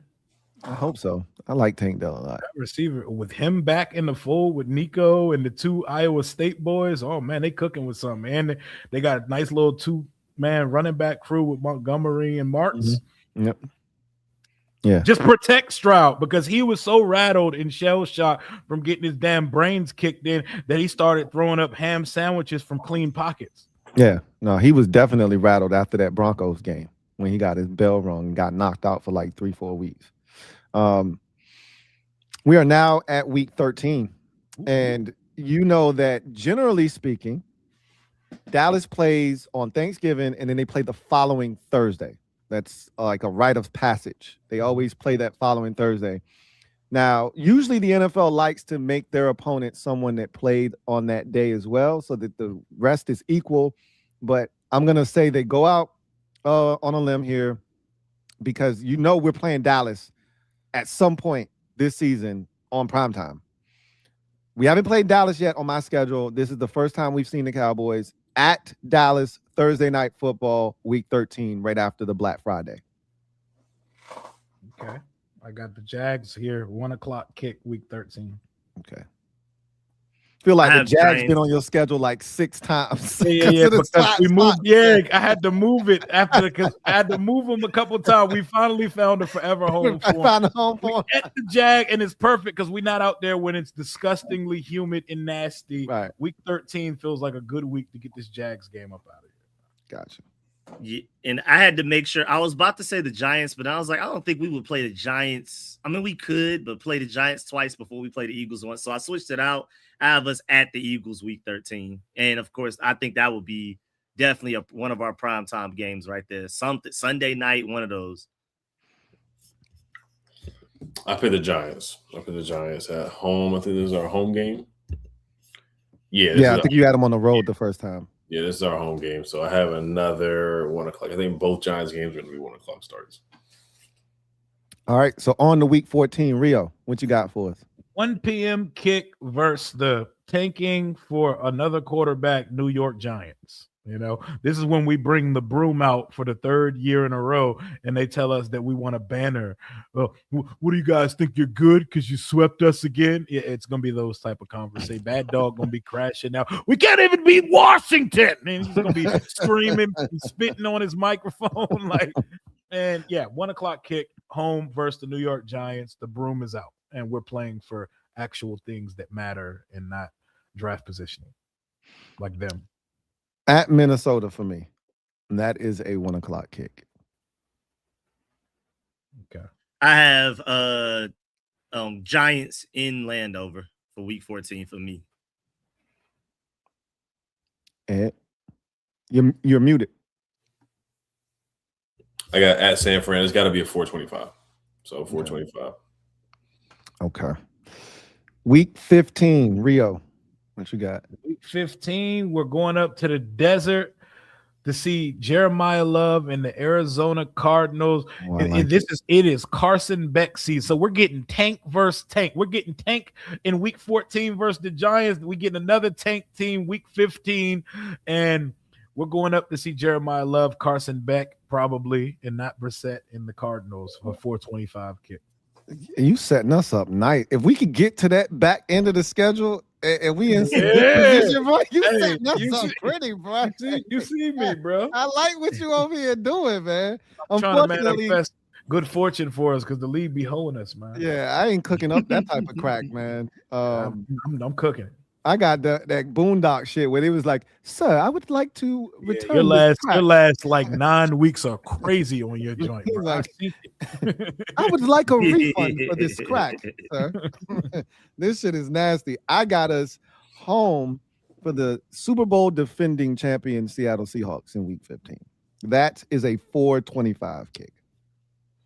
That's when I have our revenge game. Well, Brandon Ayuk's revenge game specifically versus the 49ers. And like Ed said, I think that has to at least be a 4 p.m. game. That's not a 1 p.m.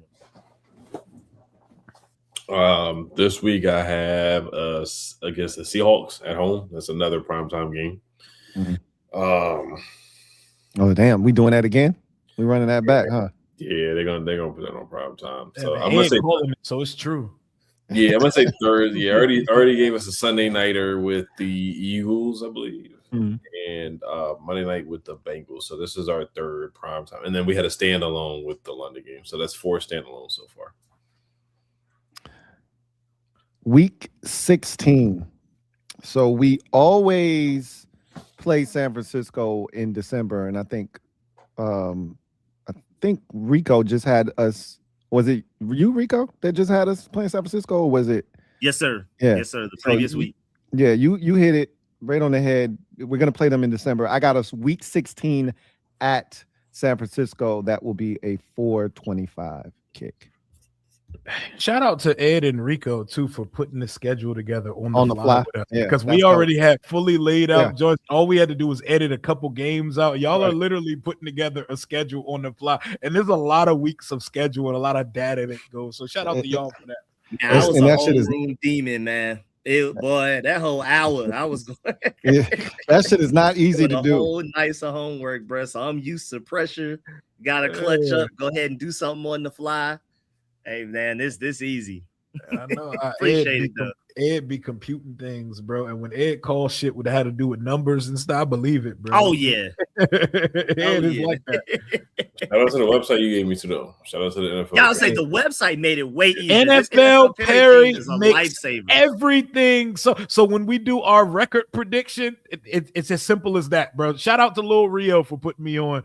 So shout out to my son for putting me on the NFL Perry because he was like, Papa, stop thinking about this shit off the top of your head. Please just use this website. Because I'm sitting here in my Apple Notes doing a mock schedule. He was like, all you have to do is Google it. Like, why do you make things so hard? Like, hearing that from your teenage son is hilarious. You gotta love the kids, man. The kids know all of the tricks of the trade. Like, what are you in your notes for? Work smarter, not harder, man. I'm over here with pen and pad and shit, writing stuff down. Like, okay, this week 1. Got the opponents in front of me. Yeah, nah, stop all that shit. If you don't use the damn site, he's like, we literally used this site on your stream to predict them last year. You back in your notes. Like, what are you doing? But week 16 at the Minnesota Vikings, 1 o'clock kick. Minnesota Vikings. And it feels like we always play Minnesota late in the season too. So that one feels very right. realistic. That feels right. Mm-hmm. Did we get 16 from Rico and that was just me. I was just yapping. Yeah, just Rio. It was just me.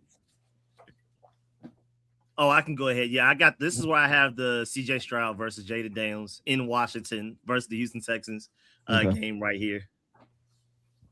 I got the same thing in Texans first. Hey, I have three home games in a row. I have Seahawks at home, Rams at home.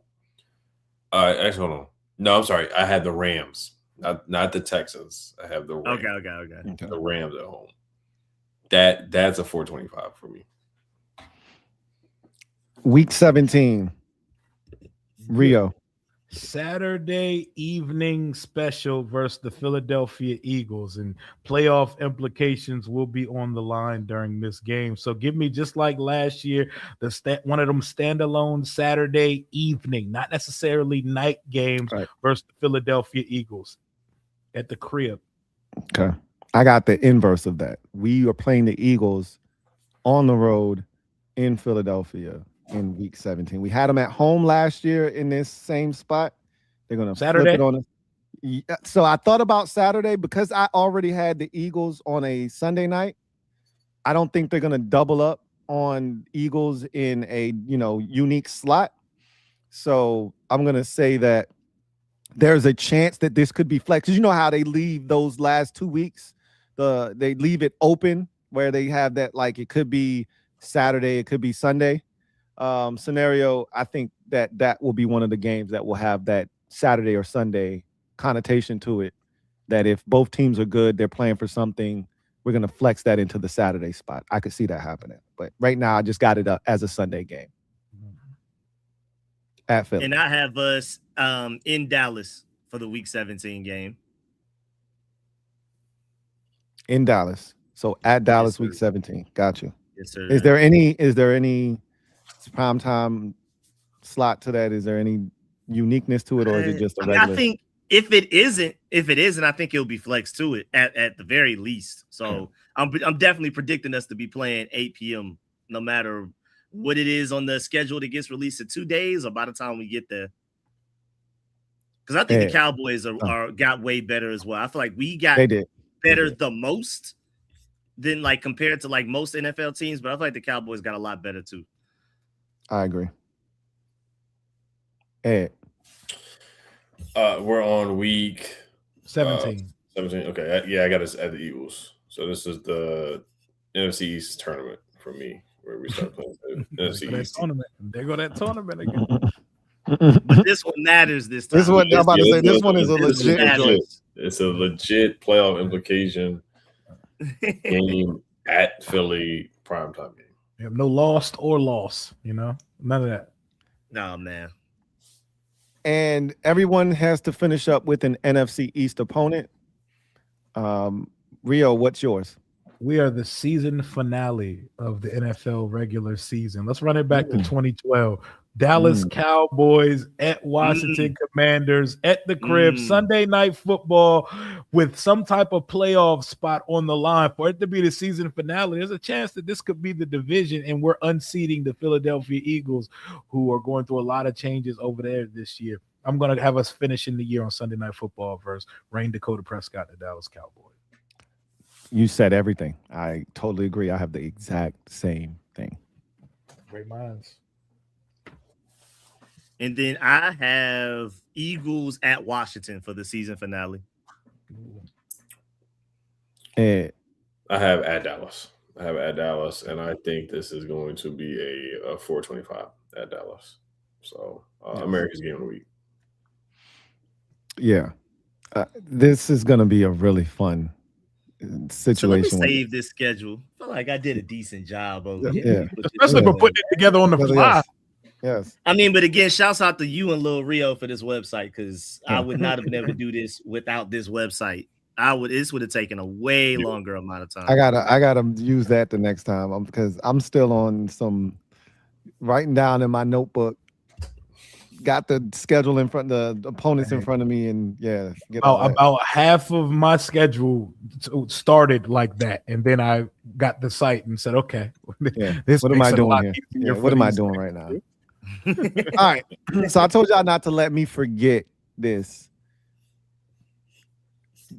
Pick the 4 games where we will be wearing the Hellraisers. I got those. I got those on deck. All right. Bless us with the 4 you got. The Seattle Seahawks, the Cincinnati Bengals, the Houston Texans, and the Los Angeles Rams. Because I don't see us pulling out the Hellraisers versus a divisional opponent, because the NFL be on some traditional shit when it comes, especially in the NFC East. If you're gonna wear an alternate, it's more likely to be a throwback than an alternate. So I got the Texans, the Rams, the Seahawks, and the Bengals, and one of them better be in the dark on primetime, please. Yeah. Oh yeah, we need the pure, like, crisp white lights, not just the natural golden sunlight. I would like a artificial white light on those jerseys at least once. One extra additional point: we're wearing the white on whites to close the year versus Dallas on Sunday Night Football at home. By the way, I like that. Yeah. I like that. Okay, so my 4 are Cincinnati. That's mandatory under the lights of Monday Night Football. I think another one is going to be Houston at home. Another one will be the Rams on Black Friday. That makes sense. Black on Black Friday finna hit different. Okay. Yeah, Black on Black Friday. Black on Black Friday, bro. Smack them with that one. And then the last time we'll wear it is home for Seattle in week 15. Damn, so we got the same 4 teams. Let's go. Let's go. Let's get it, man. Great mind. We never discussed this at any point beforehand, too. No, we did not. Yeah, I think we're going to save it for the opponents that outside, because I agree, we're not going to use it for a divisional opponent, but for the opponents that are arguably the biggest threat, the opponent we're trying to intimidate the most, maybe it's a revenge a little bit in there. I have Seahawks, Rams, Bengals, and 49ers. I think just off of this, I think we need to carry that Hellraiser spirit into that 49ers game. So take them on the road. Take them on the road. I like it. I mean, yeah, please. Are we allowed to do that? Because I really want to. Yeah, you just got you are. Playing. You are. Okay. The team that you're playing against has to be wearing white. That's all. And the Niners, do they wear white at home ever? I don't think they wear white. Not really. That's only early in the season when it's super hot. They might wear white at home to make the opposing team wear. Remember when we packed the blacks on the road versus the Cowboys with Carson Wentz? That was the first time we ever wore them. Yeah, we packed them on the road to try to change we tried to give ourselves a boost, a morale boost, and we went up there and got smacked us right in the face, bro. Smacked us right in the damn face. We was in that game for a while, though. We were. And then, Carson and Han they were doing a little something, and then they weren't. That's right. That's pretty much how that went. Hey, what 4 you got? I got Bengals, because it's gonna be a primetime game at home. And then I got the Falcons at home, Rams at home, and I do think we're gonna do it against one divisional opponent. So I'm gonna do the Eagles week 11 at home.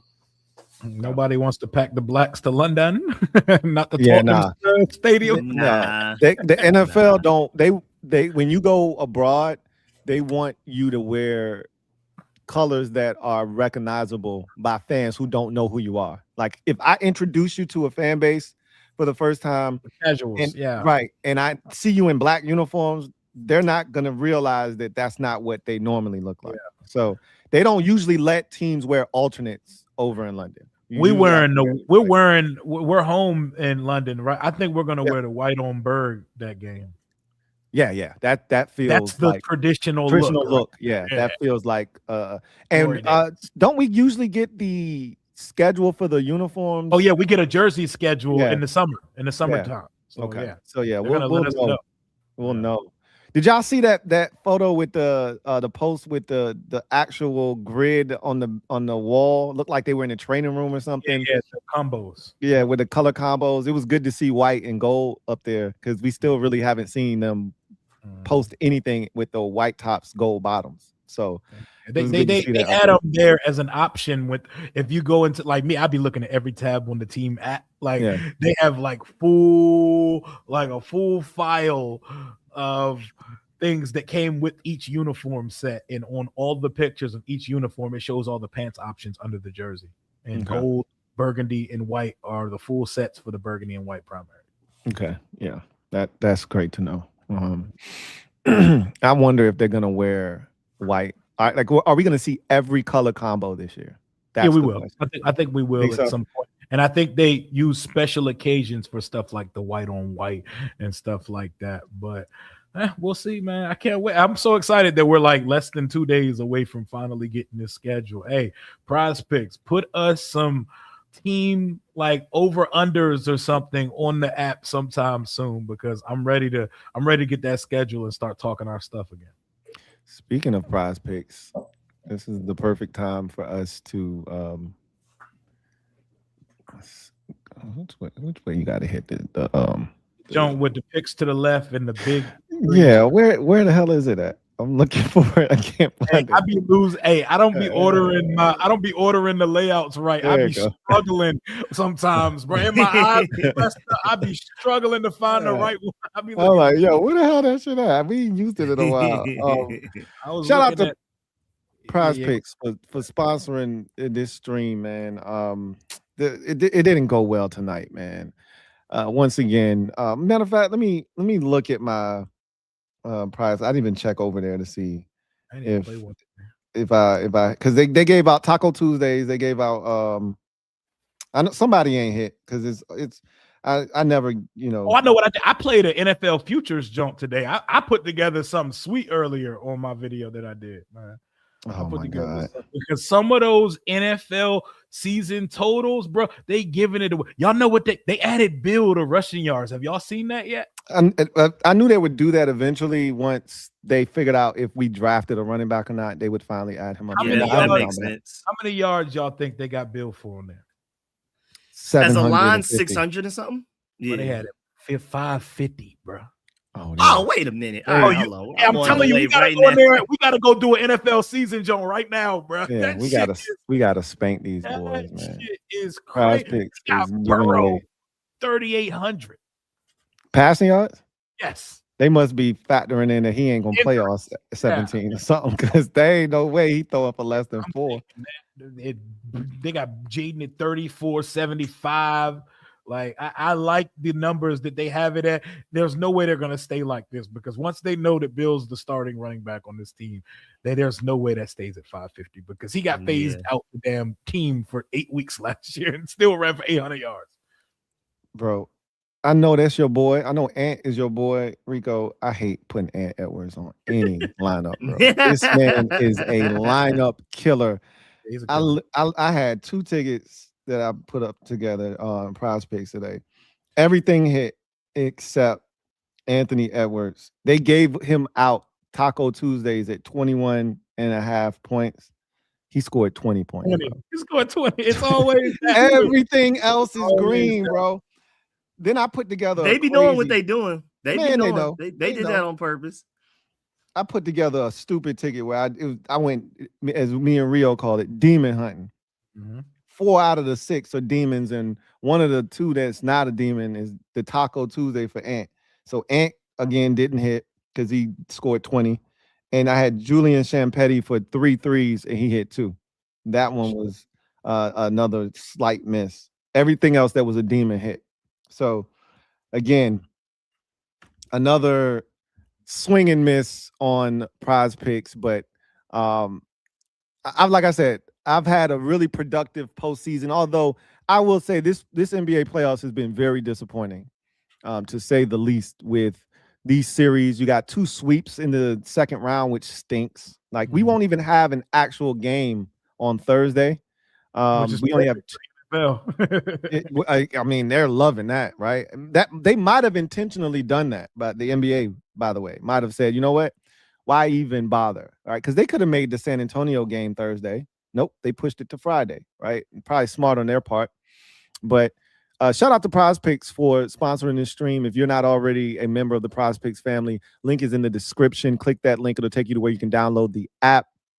if you're a first-time user, play 5, get 50 instantly in lineup bonuses when you use the promo code HMA. That's HMA. Play 5, get 50 instantly in lineup bonuses. Prize Picks is available in states like California, Florida, and Texas. Once again, you can follow all of us on Prize Picks. All of us have handles, and hopefully all of our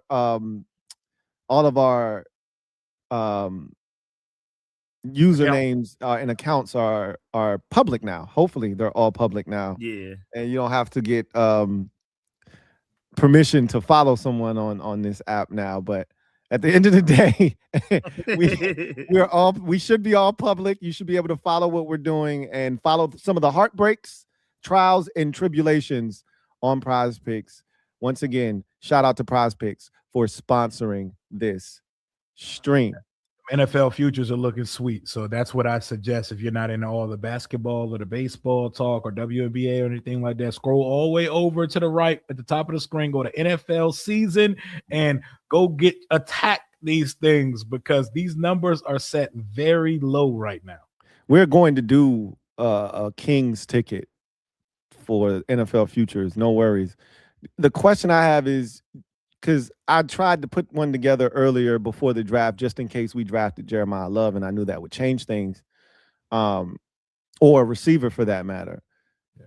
You have to add in a player from a different team, don't you? Yes, and you can't use the same one person twice. So you can't put Jaden for more than one thing on the same ticket. That's right. So, because like you have to choose between Terry's yards, if you think he's going to go over 1,000, or his touchdown. I'm taking his touchdowns. I think he gets more than 924 yards, but yeah, his touchdowns is super low. It's like 5, right? Yeah. If I'm not mistaken. Yeah. Like they got Kyle Pitts at like 3.5 touchdowns right now. He's scoring 4 touchdowns. Man. Yeah. Like, I saw something else that was like egregious from another player. Like it was either like Myles Garrett or somebody was like, he's gonna get that. Yeah, like Myles Garrett, 11.5 sacks. Like he's getting that. Yeah, so I saw something else. I was like, okay, I'll take that on top of all of the Commanders stuff that I do. Like a nice fat NFL season 6-pick power play before. Absolutely. We'll do that a little bit later on in the off season. For June. Yeah. We said it for June, man. For sure. All right. Big ups to Prize Picks. All right. Yes, sir. So let's see. Before we get to the comments too, I wanted to give a shout out to my guy. Where is it? His name, I think it's Artie. Oh, my guy, Antonio Berger.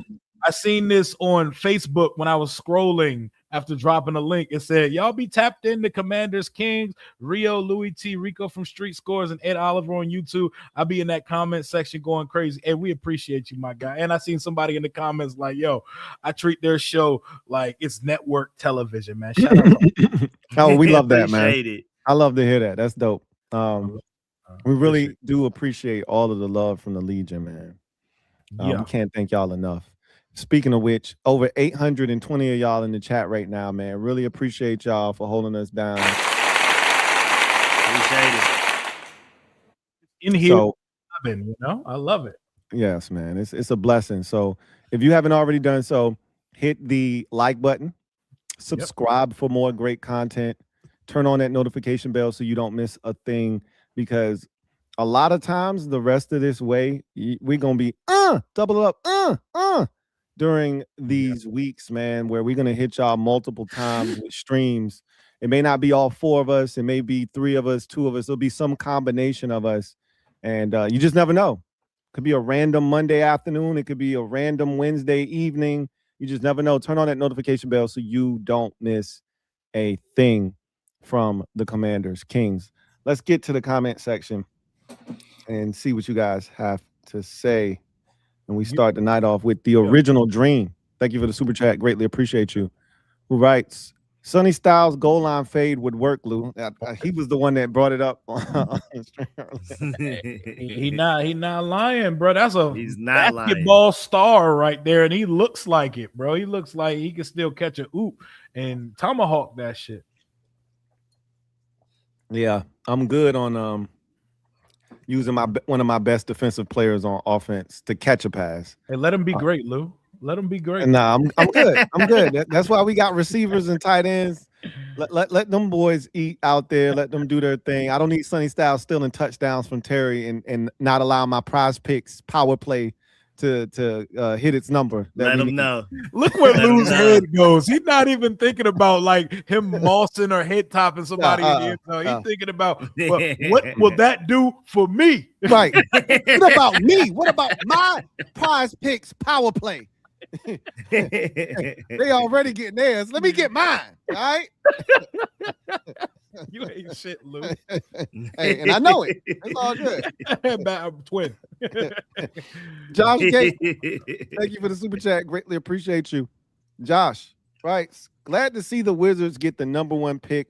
Hopefully we don't trade it away. De'Ami Brown wearing 6 is nasty work.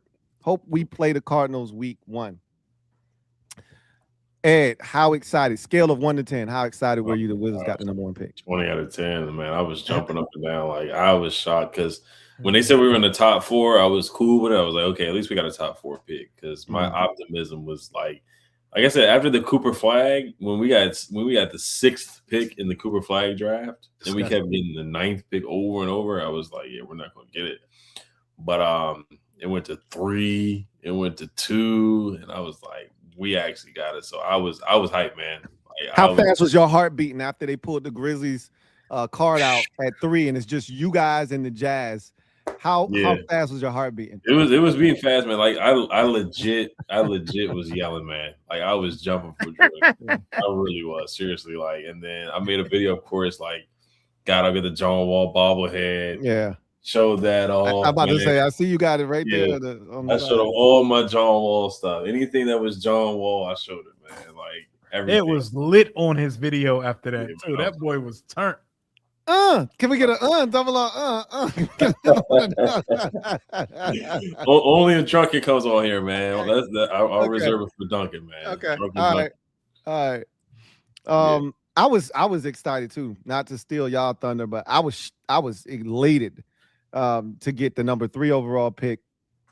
Some sad news today. Brandon Clark passed away, so that was a little bit of a bummer.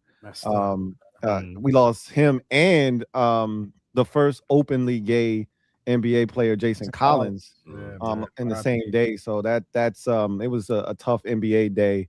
I wonder if they did anything during the game at the beginning to show support for those dudes or not. But I'm pretty sure they had a little moment of silence or something probably before the game started. But I'm elated, and I've already told everybody what I want to do with that 3rd overall pick. I do want to trade back. Not too far. You should from where you sit. Yeah, you should have those comments. 3? I would stay. I want Darius Acuff Jr. and I feel like you can get him at 5, but in the NBA, that's not how that works. Yeah, it is. So you draft a player. So we would draft Caleb Wilson for the Clippers and his draft rights, and then trade it back after they take Acuff at 5, and then we trade, and then I still want another 1st round pick from them. In the process of doing it, I'm trying to collect assets and still get my guy all at the same time. So I'm cooking up crack over here, man.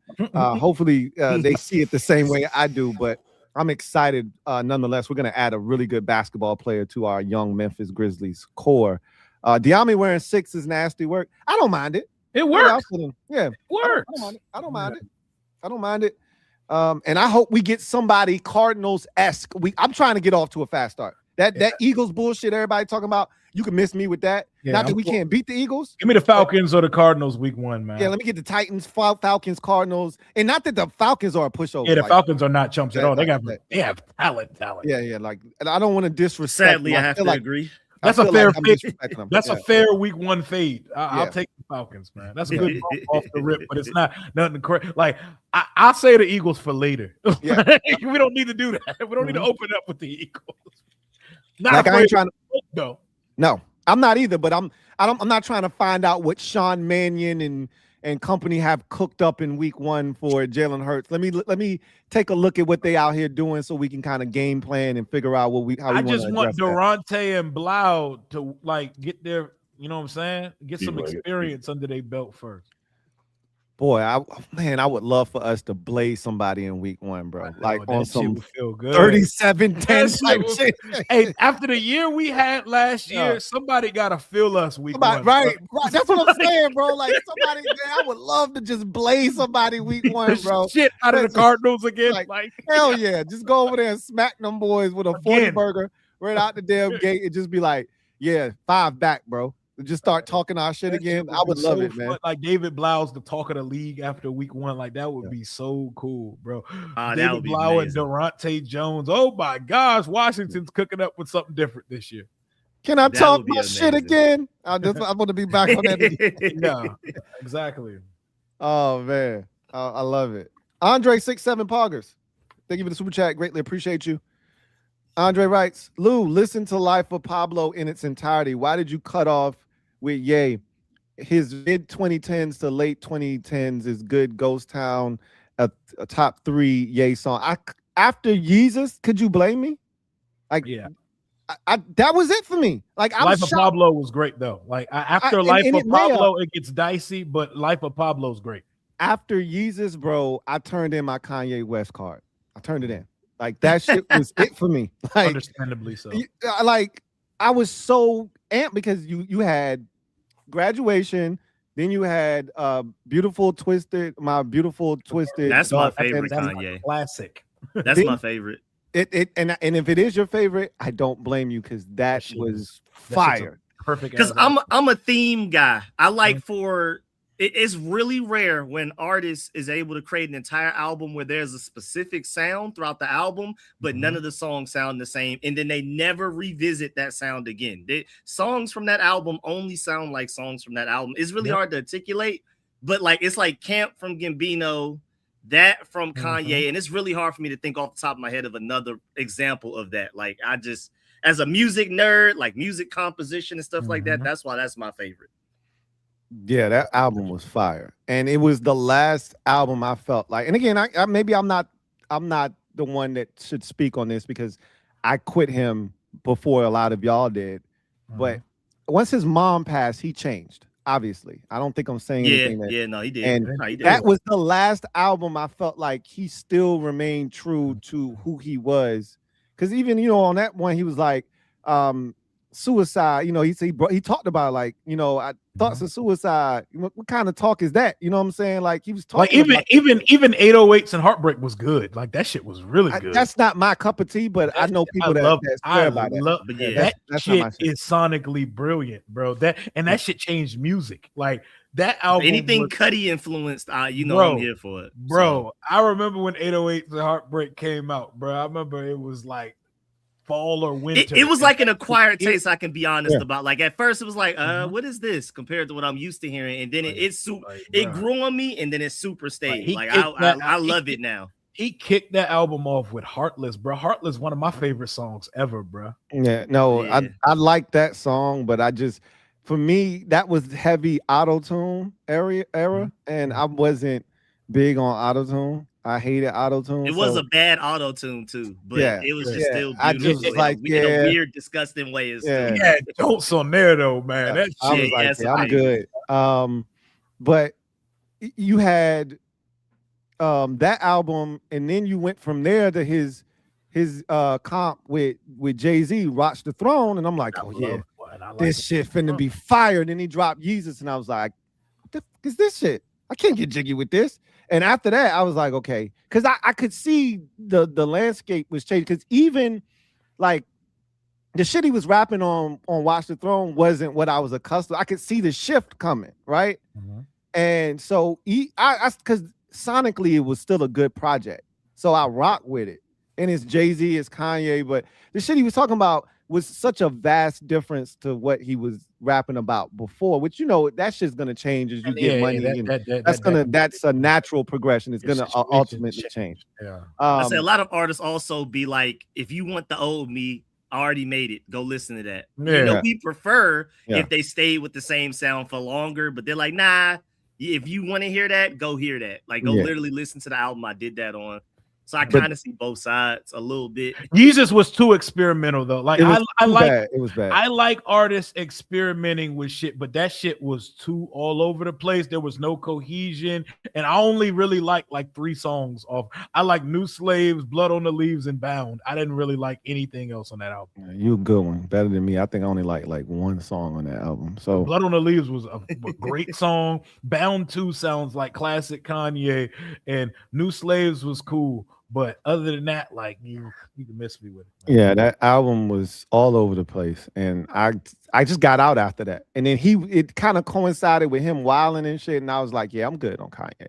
So I never went back. So I didn't do Life of Pablo. I never did any of the other shit, and so I missed it, y'all. I missed it, and I don't have. And where I am with Kanye at this point, I have no desire to listen to some Kanye shit that I've never listened to before.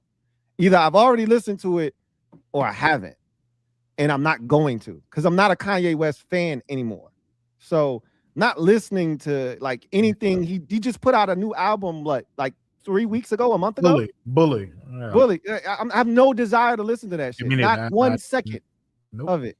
So I'm if that makes me not a Kanye West fan, fine, so be it. I once upon a time was a massive Kanye West fan.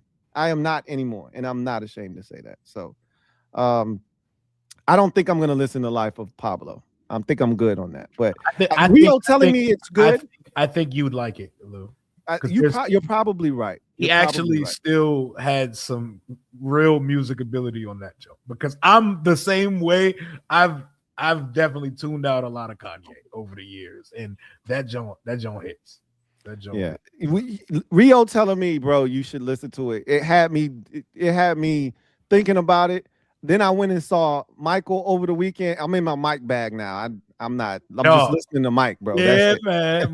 I got my son on that. It was same way, bro. We've been listening to all. I'm just listening to Mike, bro. Like I'm so in my Mike feelings right now. That movie was so good. I don't know who didn't like it, but I could watch that movie like 5 more times and it wouldn't be enough. Like Jafar killed it, bro. Killed that shit, bro. I thought I was listening and watching Mike, bro. Yeah, when seriously, in nature, bro, that joke was so good. Hit him with the "see that girl." I said that's Mike, bro. Oh, he killed that shit, bro. Jafar killed that shit, bro. I swear. Jim Dap, thank you for the super chat. Greatly appreciate you. Jim Dap says, "We up, Ed. About darn time for our Wizards." Yeah, Jim Dap. That's your brother from another mother, man. He said the time for shenanigans is over. And for all the haters, if you ain't on board, there's the door. Yes, sir, man. Tell the world that we back up, man. The Wizards are back, man. We're back. Is AD gonna want to stay now? Because he was talking real greasy. Honestly, I couldn't care less what he does, honestly. No. Do y'all want him? That's probably a better question. Do y'all want him? I thought he was very disrespectful during his press conference. He answered a phone call while he did a presser, and that was just really disrespectful. And if you listen to Trae Young talk versus AD talk, Trae Young wants to be here. AD, Trae Young wants to be here. Like, he loves DC, all that, but AD's always like, it takes so long for a team to be good. Like, it's going to take a long time. Like, it's just a lot of, like, talking. Like, he doesn't want to be here. But I think now, since we got the first pick, I think he's kind of leaning towards it. Oh, the funny thing is, like, the last team to get the first pick of the draft was the Mavericks, too. So, like, he's like a good luck charm to get the first pick of the draft, by the way. But if a team offers a good deal, like a first-round pick and a solid player, I'm definitely considering. But if you want to win now, like, if he actually buys in, like, we could win with him. Like, he's still a really good player. So, like, if he actually buys in, I'm fine with him staying. But just his attitude, body language, like, he was on the Draymond Green podcast, said the same thing. Like, kind of saying that he doesn't trust that we're going to be a contender, but I think he's going to buy in now since we got the first pick. But I'm kind of like I said, I'm kind of out on him after the way he's carried himself, because he wouldn't have answered a phone call if he was with the Lakers. He would have never did that. He would never answer a phone call during a presser. Like, LeBron wouldn't allow that. Magic Johnson would have gave him a hard time about that. Kobe would be rolling in his grave if he ever picked up a phone call during a press conference while he was on the Lakers. Like, but since he's on the Wizards, he did stuff like that. So, but no, I'm fine with him staying. But yeah, no, we're back up now. He let the Wizards know that they beneath him like shit. Like he like, look, my body only got about 40 games a year left in it anyway, bro. I don't want to waste that shit on no up and comer, man. He like, nah, man. And it's the whole Rich Paul thing. Like a lot of Rich Paul and his clients, like they feel like they control the league. Yep. If they feel like if they feel like they're higher or holier than thou, or their cachet is more than a team or franchise, then Rich Paul is going to do everything he can do to get his client out of there. But I think he's going to try to stay this year. But he needs to humble himself too, because his trade value is really not that great. Yeah, like I was about to say. Mm-hmm. Do you guys have a big? Like I don't. If you don't have AD, you don't have a big, do you? We got Sarr. He doesn't play like the traditional five, of course, but we do have Alex Sarr. I don't really count him as a true big. He's not a traditional big. He shoots a lot of. He's almost like a wing. He's like a hybrid wing big. He shoots like 6 or 7 threes a game, which is the modern day basketball. Yeah. That's what he is. Mm-hmm. But he's not gonna he's not super physical in the post. Like we could use him with some physicality. Sure. Like you could start him next to AD to me. Yeah. Anthony Davis actually buys in. Like that's a good duo. I feel like AD should definitely be more positive to the situation. Yeah. The Bonsa, AD, and Sarr, bro, that's lit. That's lit, bro. And what that could do is it could give dudes that are like shooters like Johnson, real floor spacing so he can get open looks. And I don't know, man. Like the East is open. Like if you watch the NBA playoffs, like the East is wide open. If y'all like could put together a legitimate roster, what's stopping y'all from making a little noise in the East? It's not a great conference at all. So Carmelo Anthony said that's a top 4 team in the East next year. I think this is going to be the first year where they finally. I think I saw a stat. They haven't won. What was it? 50 games since the Happy Meal was invented. I was like,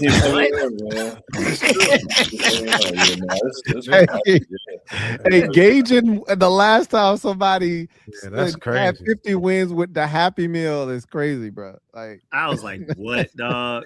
So let's go, Wizards, man. Do better, man. I think this y'all time for real. Yeah, because we talk about the Skins, we talk about the Commanders not winning the Super Bowl since 92, 91, and like the Wizards haven't made it past the second round since 79.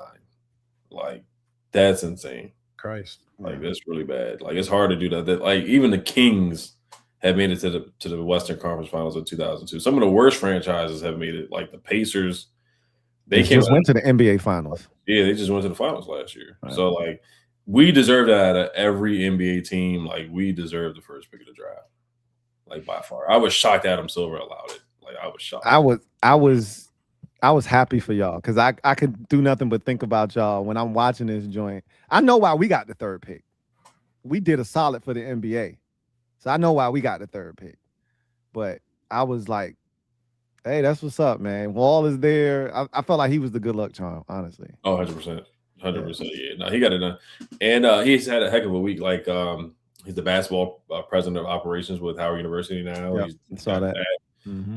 So he's had a really good year, man. He's had a really good, and they're gonna change the rules next year, so you can't be the worst team. You can't tank. Yeah, you can't tank. You're not gonna be rewarded for tanking. Hey, he won the last traditional lottery, man. Shout out to the. Hey, tell Wall to release those Howard University Jordan 14s because them shits is clean, and I would love to rock one of those with a Wizards jersey, man. Tell them release them joints, man. MC Saba.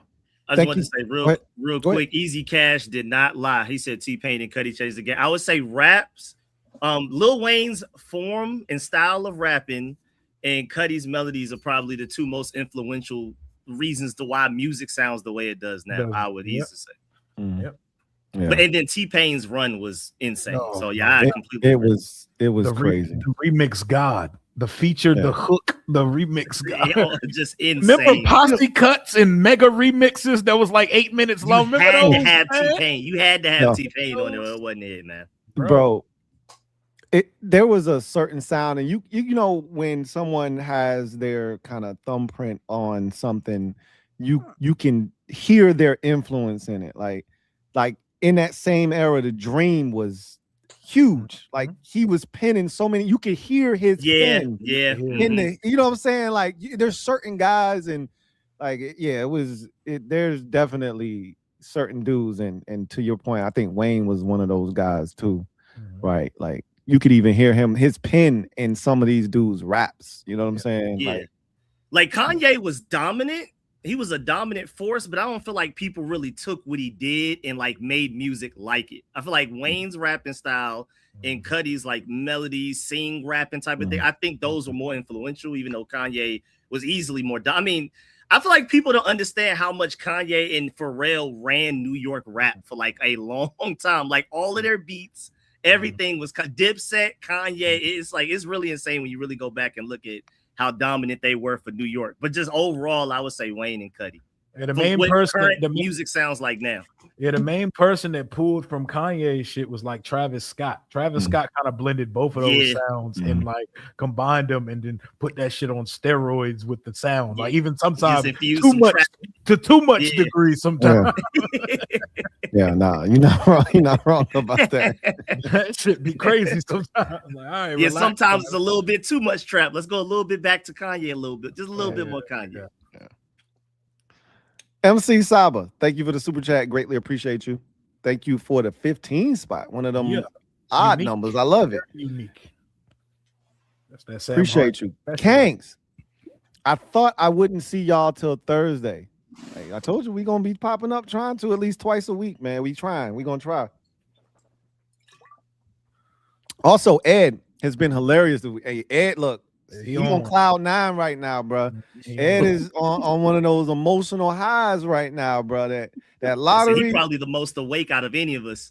Antonio Hamilton Sr. Look, man. Ed, why is Antonio Hamilton Sr. in the same box? I'm telling you, man. Hey, Ed, one more away from bingo, man. Ed, one more away from tic-tac-toe, bro. All he needs is one more thing to happen. Lawrence Cage making that 53. Lawrence Cage making that 53. I'm trying to tell you. He says Dart Stopper. Hey, when I saw that title, bro, and then I saw the thumb to accompany the title, I was done with Ed, bro. Ed was cheesing too hard. He said, and Diggs needing a chaperone. If we sign both Diggs and IU, will it hurt younger players' development and playing time? So this is the thing with the younger development. You honestly have to look at it the Rams way, where you say forget them kids, and you got to think about James' development first and foremost. A veteran receiver will help his development. So you gotta prioritize his development over developing Luke McCaffrey or Jalen Lane or whatever younger receiver you're thinking about. You got to win games at this point. You got to get some veteran guys in here that that can produce and come in and put up 800 receiving yards to 1,000 receiving yards. So I do think if you bring in those guys, Antonio Williams would be fine. Of course, he's not going to get as many opportunities as he would if you bring in both Diggs and Brandon Ayuk. But you just got to win games. You look at the Broncos. They brought in Jalen Waddle. You look at the Patriots. They're about to get A.J. Brown. So all the other teams that have the 2024 quarterback class, they're making moves to get veteran talent that have been there, done that. It's been a great week, man. First pick of the draft, and Antonio Hamilton is getting what he deserved. He deserves to be in the NFL and be in the league. He played well. You reward players who played well, and he's here for that reason. So he may not make the roster, but to have him in the building is the right thing to do. And Diggs, he does need, I hate to say a grown man needs a chaperone, but a team, if he's hiring chefs, there needs to be a team chef that is a guy. I know he likes both ways, but it needs to be a guy chef. How much that gonna help, Ed? It's got to be a male. It's got to be a male. I don't know how much that's going to help, man. Right. A team employed chef. That's crazy. Okay, every staff member that is in his home needs to good, man. He just got his girl back, and he beat a case, bro. He in good vibe. He's just trying to be home, stretch his feet out, and have this last act of his career for the home team, man. He good to go, man. As long as that male doesn't have a BBL, he should be straight, right? He should be good, right? Like he should be safe. right? So finesse 2 times over. Y'all ready for the Cardi B mic'd up at training camp, bro? Yeah, you got me so not ready for that because I'm like in my mind, I'm like, she absolutely didn't know when our name changed. Like I could see her saying some real ignorant shit. Like they turned into the Commanders. Yeah, right. Like, come on, Cardi, get out of here with that nonsense. This is a non sequitur. This has nothing to do with nothing. I had a conversation on my show the other day. I want to ask y'all, how well versed are y'all in frozen pizza? DiGiorno type shit? Yeah, no, I saw you going on to him. So I know where you're going. They talking about like DiGiorno? I'm not gonna bring him up in this discussion, but yes. But I heard you live. I was watching. Yeah. So I said that we wanted to add, to the cornerback position, and obviously the Colts releasing Kenny Moore II. That's kind of the guy we were like, yo, go get him. Mm-hmm. And they was like, no, we got pizza at home, bro. We wanted some takeout. DiGiorno rising crust. That's what they got. Nah, I said they didn't even give us that. I was like, yo, that's all we was asking for was some DiGiorno's. If you ain't gonna let us get some Pizza Hut or no Papa John's or Domino's or something, I would have took some Little Caesars, a hot and ready. They was hot and ready. They was like, nah, we got pizza at home. We don't got the extra most bestest on deck, man. Come on, man. Nah, they hit us with the tombstone at the crib, though. Oh, no. They hit us with a Red Baron at the crib. What's the worst frozen pizza you've ever eaten in your life? Oh, man. Tony's is the worst I've ever had. Tony's. I don't remember which one it was, but I remember someone undercooking some frozen pizza one time. Like, I don't know how you undercook a frozen pizza, but... Yeah. That shit just felt like I bit into like lukewarm ice, and that shit was crazy, bro. Like, it's hard to mess pizza up, but that was disgusting, bro. You can mess up like frozen pizza if not done correctly can mess it up. Like, somebody... and I'm a simple-minded person when it comes to shit like that, so I don't trifle with frozen pizza because of that one incident. Like someone ruined frozen pizza for you. Supreme DiGiorno rising crust, you will never see my house because of that one time where someone gave me like lukewarm iced pizza. Like that shit, hell no, can't do it again. If you've never had bad frozen pizza, good. I'm happy for you. I was once broke, and frozen pizza, like them $2 pizzas in the back of the Walmart freezers was making steady trips to the freezer at my crib, man. So bad frozen pizza is the worst, and I felt like Antonio Hamilton being signed here was us getting some frozen pizza instead of us getting some takeout, man. They hit us with hey, we got that at home, man, but it wasn't the good kind. It wasn't. That better have nothing to do with Kenny Moore, dog. I swear, man. Hey, we ain't getting Kenny Moore now. Y'all know that. I don't think we ever were, but we definitely not now. I think they heard the rumblings, like, oh, they want Kenny Moore. Hey, let's go ahead and sign Antonio Hamilton real quick so they put that to rest. Give us that 5th corner so they can stop talking about it. Antonio Hamilton not even about to make the team. Hey, we got 4 corners on the roster before we sign him, man. Right now. So there's going to be whatever the equivalent to Noah Brown cut from a roster is going to come here and be the 5th corner. I hope you're right. This though. We're not banking roster spots for 33-year-old journeyman, man. Like he's fun for the summer. He's here for the summertime. Well, if you keep in 7 receivers, you got to trim off fat somewhere. So might end up just being 4 corners on the roster. Got to do it somewhere. Harry Denby, thank you for the super chat. Greatly appreciate you. Writes Kings, Ed, Rio, Wizards got number 1. Finally. LeBron or KD finna ring chase with us. Ain't happening. They gotta come off the bench though. Hashtag rainbow face. Yeah, I would pass on either one of those guys that if they wanted to come here. KD's been really injured in the playoffs as of late. He just has not been able to finish the season. Body breaking down. Yeah, and then LeBron, he's not gonna want to come here. Even if we wanted them, but yeah, we're moving on from getting 35, 36. Yeah, y'all ain't gotta do that no more. Yeah, we're not gonna get Michael Jordan on the Wizards. Michael Jordan was pretty good, but beneath you now. Yeah. So we're moving on. And yeah, we were one ping pong ball from getting Wemby. I just watched Wemby blow out the Timberwolves. So like we always had like we were the almost franchise, and we should have got Steph Curry. We should have drafted him. We like traded for Randy Foye and Mike Miller. We were always on the wrong end of making a terrible trade and always one pick. We drafted Johnny Davis, and then Jalen Williams was right there. Jalen Duren was available. Kwame Brown, Gilbert Arenas and the Guns. I mean, there's just so many bad. Bam Adebayo, 83 points.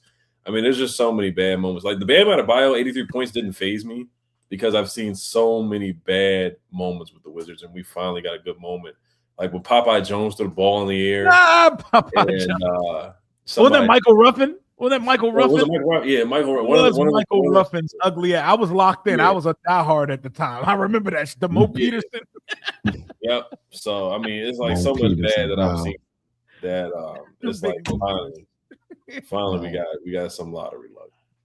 Mo Peterson is a name, boy. Yeah, Michael Ruffin, also one of the ugliest athletes of all time, bro. Like that's Popeye Jones and him. Like they going band for band with like Sam Cassell and a couple other people. Tony Snell. Nobody beats Popeye, yo.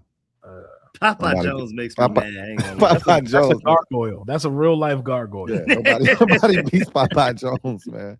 You got that on lock. That's some sci-fi shit. Scary individuals, man. I always look at that Tony Snell comment whenever I that shit is wild. You look like under the bed.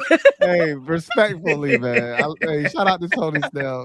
That shit was wild. That is the perfect explanation. Somebody tell you look like under the bed, you gotta swing. You gotta swing. You have to incite violence. I'd much rather you call me purple or some shit. Like you look purple or something. You say I look like under the bed, man. That's crazy, bro. Those are fighting words, man. Michael Ruffin and Popeye Jones. Yikes. J-Dub Clack, thank you for the super chat. Greatly appreciate you. Thank you for the Dime who writes, what up, Kangs? Two questions. Out of our new offensive additions, who do you think is JD5's top target? And two, what game are you excited to watch, both home and away? For me, it's the Titans and Rams. Why are you excited to watch the Titans game? Williams. I think he think we're gonna win 40-0. I would love a shutout. I think the Titans game will be good though, because that's a different team than it was before.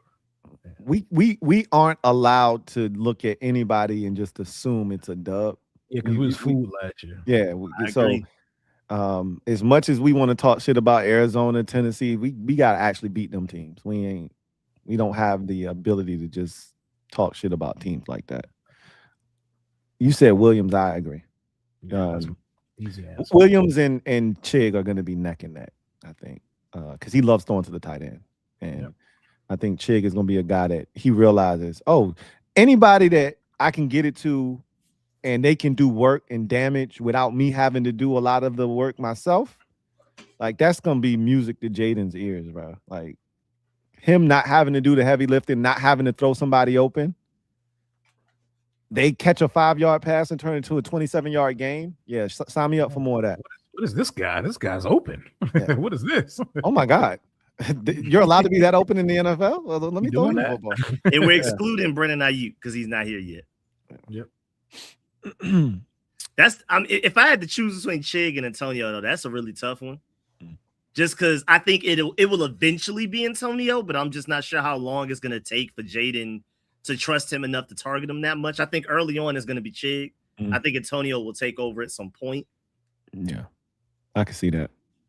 I would go with Chig. I'm intrigued to see what they put his receiving prop on prize picks for the season. Of course, because we know Jaden threw the ball to Zach a lot. Yeah. So if he's gonna throw the ball, if he threw the ball to Zach a lot, then he should target Chig. And when Chig got here, his interview, he said he's happy because he gets the chance to run routes. So I think David Blau is going to make a point to get him the football too. Games you're excited to watch, home and away. Bengals at home for sure, and On the road. Oh, the Niners game. That shit's gonna be fun. That shit's gonna be super fun, especially if old boy gets here. Y'all saw old boy's Instagram post? Yeah. Yep. Actually, we did see that. What were your thoughts? What were your thoughts? I mean, he looked more in shape. You're about to say he looked better. I will say that. He looked way a lot better. We can't really we can't determine one's in shapeness based on a couple Instagram photos. Like he looked I think more he looked more in shape from so he's wearing loose clothes. I'm more concerned that he got an Adidas zip up with no shirt underneath. His face didn't look as round, and it just might have been the side view, or of what we got, because that straight on joint, boy. That was a bad angle, bro. Yeah, that shit was rough, bro. It was a bad angle, bro. It was like when you open up the front camera in your phone, man. Like it was rough. Here are the home and away opponents if you need to see it to figure out which ones you're looking forward to seeing. I think I'm gonna. Oh, go ahead. Go ahead. You go ahead, Ed. Go ahead. Yeah, the Bengals, because that's going to be another high scoring game. I know the Bengals improved their defense. We improved our defense, but that's a lot of offensive firepower. A lot of offensive firepower with Jaden, Joe Burrow, T. Higgins, Jamar Chase, Terry, Antonio Williams, whatever second receiver we signed in free agency, Chig. So it's just a lot of firepower offensively. So that should be a fun. I think it's going to be a primetime game, and of course the game that we had on Monday night in 2024. So that should be fun. And I guess a random one. I will say the Titans, because they did get better. And I do want to see, of course, what their fourth pick of the draft, how he looks for them. And there was a cool Ohio State edit that came out. Terry made the edit, so every Ohio State receiver with Jackson Smith and Jigba. Power Rangers. Yeah, no. So it was based off the color of the Ranger. Ooh, and it was fire. They went crazy with. Hey, Diego in the chat said Candace Parker's ex-husband had a face. So you talking about Sheldon Williams? Yeah, he looked like Mr. Krabs' daughter in the face, bro. He had a really weird looking boxy face, bro. Like he looked like Pearl. Yo, so I'm not at liberty to discuss anybody's forehead, but his forehead was like 80% of his face. It was 3D. It popped out the screen, bro. It looked like it was trying to leave. That was the crazy part about Sheldon. It's like this much of his face, and then the rest of it was forehead. It was like crazy. And Sheldon looked old as a freshman too. Like he always looked old. Yeah, he was like half hammerhead shark, half whale in the face, bro. Like that's different. I'm telling you, from Shark Tank. Lenny mixed with Mr. Krabs' daughter, bro. I'm telling you, it's 4-dimensional. I got the NFC West for me. It's the Rams at home, because that feels like a real measuring stick game. I know the Rams are going to be good as long as Matthew Stafford is healthy. That could be a team that you have to see later on down the line, potentially in the postseason. So I really want to see where we stack up with a team like that in the conference. And then I've created a real disdain for the 49ers based off of their activity this offseason. I already, even though I love Kyle Shanahan, I already felt some type of way about San Francisco because of how Kyle has treated us. And he had every right to feel that way about us when it was Snyder and it was Bruce Allen and company. But now that they're no longer here, his boy is here. They still making sure they shit on us every chance they get. So it's San Francisco for me. We need to go out there. We haven't won in San Francisco since 2005. I need to go over there and smack them boys. So it's LA Rams for me at home and the 49ers on the road. Yeah. What about you, Rico? Oh, yeah, I'm Falcons at home. Easily by far, just because that's the most important game every year when we do play them. Yep. And then I have the 49ers as well, because I'm super duper Brandon Ayuk revenge. I'm just a big revenge person in general, so I'm going to be on all of that type of energy leading up to that game. Like, I'm really, really looking forward to that game. I'm hoping that we get Brandon Ayuk as soon as possible, but just in case that game is later in the season so that he's fully acclimated to the offense, knows the playbook, he and Jaden Daniels have chemistry and all of that type of stuff. That's gonna be crazy if he's on the roster and it's later in the season. You know that's gonna be a storyline for that game. Oh, the build up, especially if he's eating before then, like leading up to the game, he's already going crazy. Yeah, need that. That one's gonna be crazy. J-Dub Clap, thank you for the super chat. Greatly appreciate you.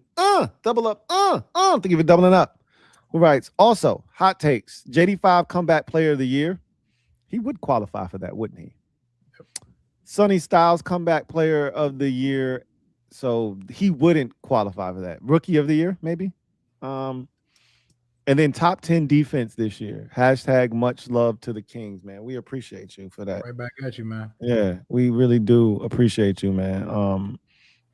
I'm not gonna get greedy with the defensive rankings. If we could just be top half of the league, top 20, shit. If we can just penetrate the top 20. If we're the 18th best defense in football, but we've created the 9th best turnover differential, trust me, that's plenty for what we need with what I think we can be as an offense. Jim Dapp, thank you for the super chat. Greatly appreciate you. Double up. Who writes? Ain't seen my boy Ed this giddy in years. Hey, Ed was on a different type of time over the last 48 to 72 hours, man. That boy turned. Super turn. You about to say something? Sound like you about to say something. No. Shout out to Jim Dapp, man. Jim Dapp is a real one, man. So shout out to him, man. But yeah, it's been nothing. Like it's been bad. I mean, you look at the records. We had the worst record this year. I think we had the worst record last year too, at least a bottom two. So I am gonna miss some of the ticket prices being low because they're Ted Leonsis is definitely about to hike the prices up because they're doing the renovations to the stadium and then the Hennessy Lounge and all that. So it's finally going to be justified. They called me. I don't even know how they got my information, bro. They not playing over there with the Wizards right now. Yeah, so that's the only downside. But you know, I'll be in there. I'm gonna go to at least 10 games next year to see AJ and just see the guys for sure. J-Dub, thank you for the super chat. Greatly appreciate you. Thank you for the dime. J-Dub Clap writes. Also, I don't know if anyone noticed that Javonte John Baptiste, we talked about it, changed his number to 41. Nasty work. Also, yeah, we talked about it. They just threw that man in jersey. Man. He about to be out here. Unprovoked, they told us about it too. Yeah. I mean, we didn't ask for that. No one asked for that. No one said, "Oh, Amenahu's in 90." We didn't even talk about it. We just, Amenahu's in 90. We didn't ask how he got 90. What happened to Javonte? We didn't care. None of us cared. No one asked for that, and it was like, "Oh, just in case y'all was wondering, we weren't." Hey, he number 41 now, man. Cool, man. That's what's up. That's the equivalent of B-Rob fielding punts last year in training camp. That means you one step out the door, bro. Like you're done. Side quest. When the side quests begin, it's the teller to take. Your time is about to end when the side quests begin. It's about to be a wrap. Also, Ed, got to get our lick back this week against the Kings. Hopefully, clinch a playoff spot as well. Hashtag HTTC. Hashtag Shields up. Yeah, no, we got BTA. We got BTA. I mean, the tight end dropped a wide open pass. Wow. Wide open, and then TM went through a pick on the next play. It was a wrap after that. Derek Roberson, it was a wrap. Derek Roberson had like the hit of the year in the whole. Oh, I did see that. He lit that dude up, bro. They be hitting over there. Yeah. So y'all lost that game though. Yeah, it was BT. I'm not gonna lie. It was. I assume they won. Yeah. After that hit, I was like, oh yeah, they smoked them boys. Yeah, 30-13. We played the same team this week though, on the road. So back to back. I'm about to say. Yeah, they did. But it's on like 6 teams, so I mean, it'd be like that. Yeah. That's a chair. That's a chair shot right there. Yeah. Look now the NFL does it too. Now look, we played the Giants back to back that one year. We had a but it's a bye. So that's not back to back. It's not like that's still back to back. Really, it's not though because there's a week in between. Right.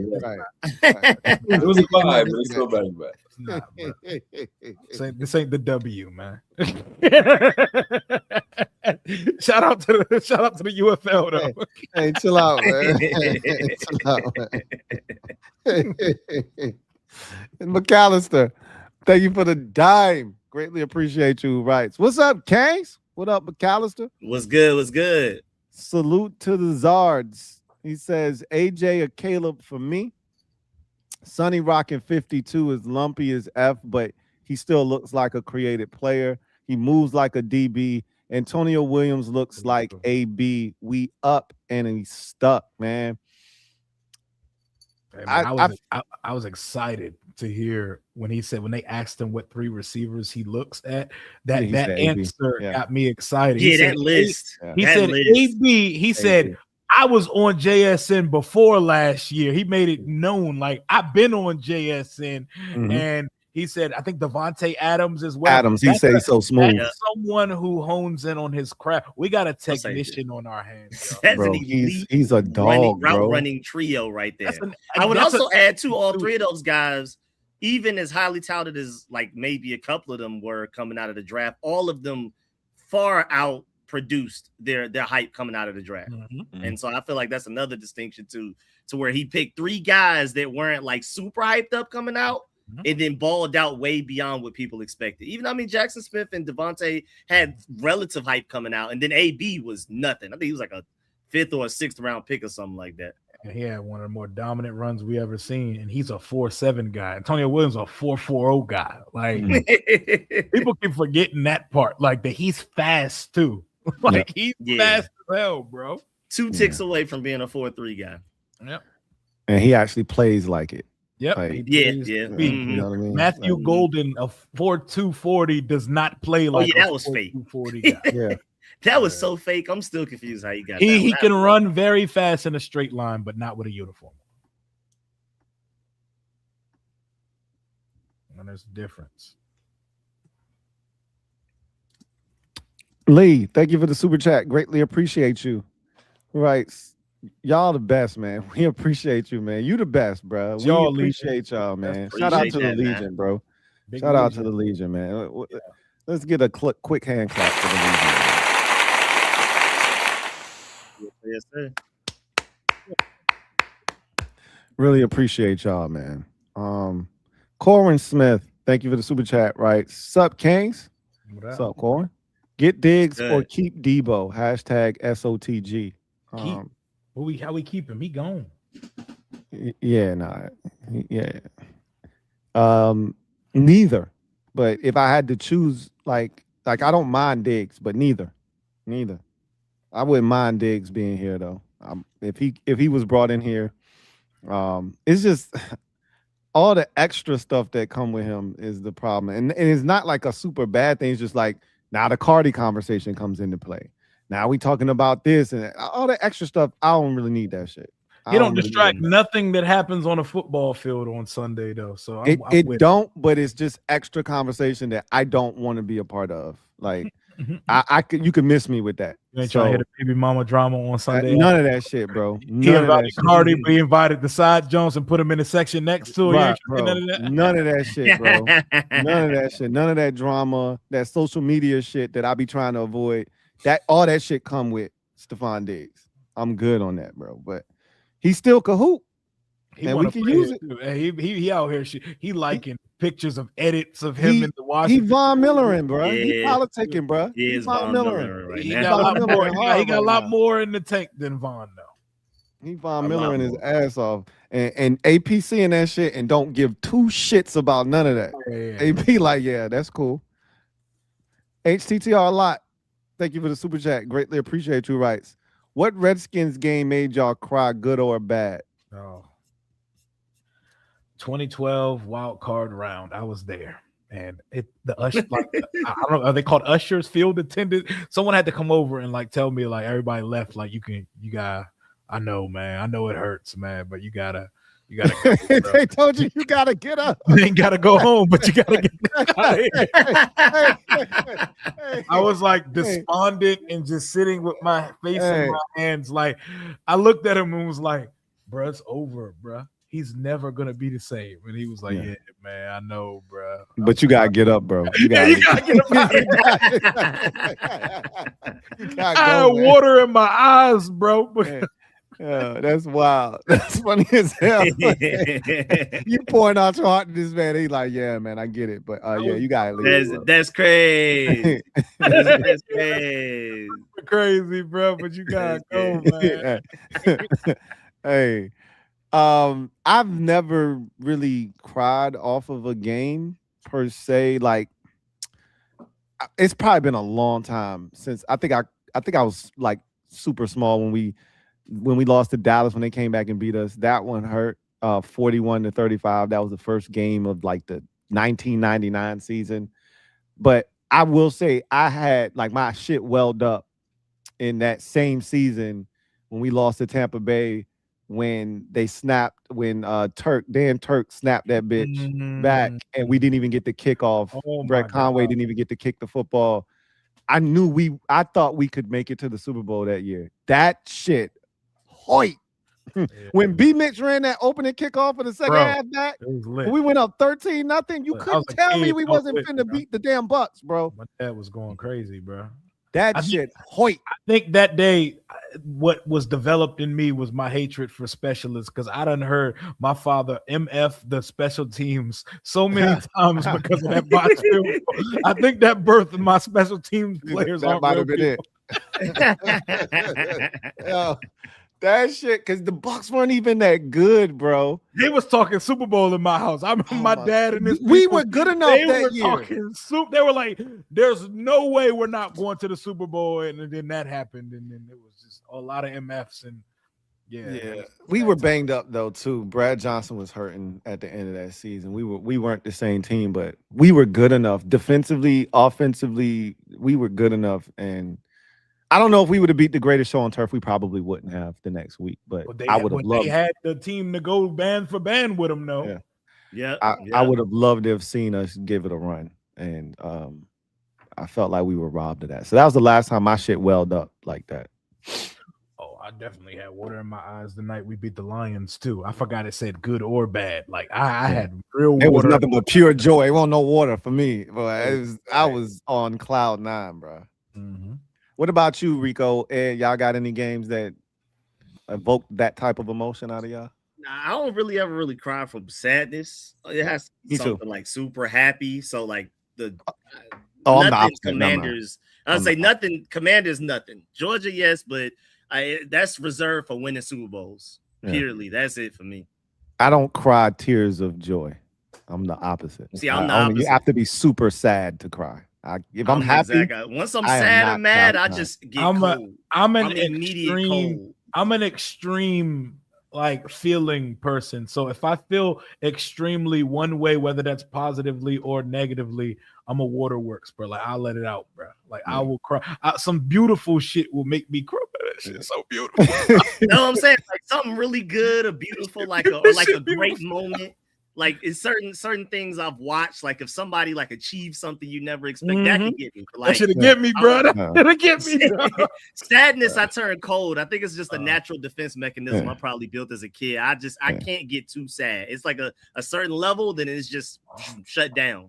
Like literally, just Rico, one of them dudes where he get real mad. He started crying like, man, let me go, man. No, man, this shit, man. Let me go. No, I'm the exact opposite. I'm once any negative emotion reaches a certain point, immediate cold. Immediate. You would just think nothing was wrong. Everything shuts down. Off. It just goes into straight tactical mode. I think I used to be relatively emotional as a kid, and I don't know. Something probably happened. I don't remember, and it just. I just developed. They took that man naps and recess away when he was 6. That shit changed. It changed him, bro. He was never the same after they took them naps. Ed, you ever cried before, man? So for the Commander skins, the Lions game, I didn't cry, but that's a moment where it's like, if you cried for happiness, that's definitely a moment right there. The Hail Mary against the Bears too, but for me, I was 4, and it was Steven Davis against the Panthers. That's the game I remember. That was like the first game I remember watching with my dad, and he was like, "Yeah, you gotta get used to this, son. So stop crying." And we lost that game. So I'm trying to remember what year that was. He wasn't lying. Your dad is a good man. He was not lying. A good man.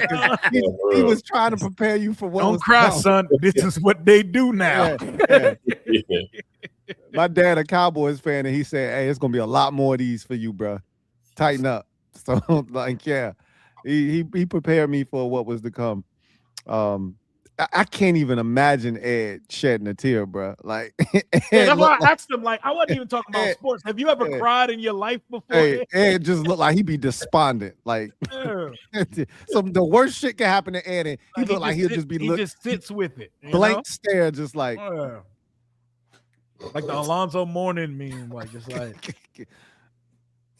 I'm way more likely to do it on behalf of somebody else than myself. Like, again, like a certain character I really like in something, they achieve something. Yeah, that'll get me. You got that. Yeah, my boy made it. That's you're more likely to get that out of me. It's like than profound me joy. doing something. Yeah. Profound joy. Yeah, nah. Maybe when we win a Super Bowl. I can't guarantee it, but that'll probably be the closest I get. I'm gonna be a mess, bro. I'm gonna be overtaken with joy. I'm gonna be more so aggressive, like talking trash than like we made. I don't know. I feel like I'm gonna be. It's gonna be all of it crazy. Like I'm gonna have tears streaming down my face, talking ridiculous about your team at the same time, bro. I'm gonna be talking crazy, bro. Tears down my face. Y'all like, I'm talking. The other 31 teams. This is why. All of it. This is why the football guys ain't never let us have shit, because they know we ain't gonna know how to act when we get it. Because I already told people, bro, I'm gonna be on 50, bro. Like on a scale of 1 to 10, I'm gonna be on 50, bro. People gonna hate me because I'm gonna be out of pocket. I'm gonna be talking so crazy, bro. When they say don't milk the Super Bowl, you gonna watch a Super Bowl supposed to get milked, bro. Like I promise you, bro. I'm gonna be moving totally different. I'm wilding if we win. 24-hour live stream. 24-hour live stream. I'll do it. I dare people. I will go live for 24 hours straight, bro. That's nothing. You almost did it for the damn divisional round win. 24 is nothing for a chip, bro. What are you talking about?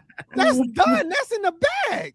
I hit him with the casa now. Y'all can watch me go to sleep. I don't care, bro. I'm keeping the stream going, bro. Bro. We win the Super Bowl, it's over, bro. Wildin', bro. I'm picking my computer up. I'm walking around. I'm taking that shit outside with me, bro. He in the bathroom taking a dump with the computer. he doing everything with that shit, bro. I'm still here, y'all. Hold on a second. Hey, we gonna be out of pocket, bro. Let us win the Super Bowl. I've never seen nobody cry while simultaneously talking this shit. I'm gonna talk if we ever win one in my lifetime. When we win, because we're gonna win. There you go. William Lee, thank you for the super chat. Greatly appreciate you. William writes, Diami should have gotten that 89 Cam Sims jersey. Why are you trying to do Diami like that, huh, bro? Now, why you want to go and do that? What he do to you, man? Leave Diami alone, man. Put that on him. That's crazy. Famous Quayets, thank you for the super chat. Greatly appreciate you. Who writes, with Sonny and Chanel, what does that mean for Louvu? Bench? I mean, he's going to be out there, but again, I think their base personnel, they want to have 3 backers on the field. Really, it's supposed to be a 34 defense. It's supposed to be technically their base, which would put Louvu as one of your outside backers, you would think, on the field. But they're not going to be in that base personnel very often, I would think. Louvu's probably going to be, he's going to have a role on the team. But if someone asked me who would be a surprise like trade in the off, like summertime, I could see it being Louvu. I can see it. If there was one guy, you said, give me a surprise trade, because Adam Peters has made at least a trade every summer since he's been here. 2 in his first year, 1 last year. If he were to make a trade and you didn't see it coming out, who would it be? I'd say it's Frankie Louvu. He's expendable right now. But I just don't see them doing that. He provides depth. He's another guy that they can throw into the mix. He won't be playing, damn near 100% of the snaps like he has been, right, the first 2 years, but he'll still be on the field, I think. What do y'all think Louvu's role is going to be this year? Get in where you fit in. Like a situational rusher, backer, like a little combination of both, but just finding a spot. Like, I'm not trying to be disrespectful to Frankie Louvu, but I'm not really concerned with where his spot is. They'll find a role for him or they will move on. But I love what we got at the top of the room now. They'll figure it out with Frankie. Yeah, I think he's going to play less, but I think he's going to be far more effective, especially efficiency-wise compared to last year. I think, of course, Leo Chenal and Sonny Styles, you plan on them being on the field more often, but especially with Frankie Louvu not being great in coverage, we're going to basically use them for some run stop stuff and then mostly for attacking the quarterback. I mean, Durante Jones straight up said specifically, we want Frankie Louvu because he's at his best when attacking running backs to try to pass protect. So he's going to be involved in a lot of blitzing. But, of course, that's not the type of guy that should be on the field all of the time. But I think when he is on the field, he's going to ball out. It's just not going to – I don't think he's officially a starter anymore, I would say. Because, also on top – sorry to interrupt you, because we have to run 5 defensive linemen a lot. And with 5 defensive linemen, that's 2 linebackers. If you're running 5 DBs, that's 2 linebackers. So Sonny Styles and Leo Chenal have to be on the field because they can stop the run and cover. Louvu's not a great coverage guy. Right.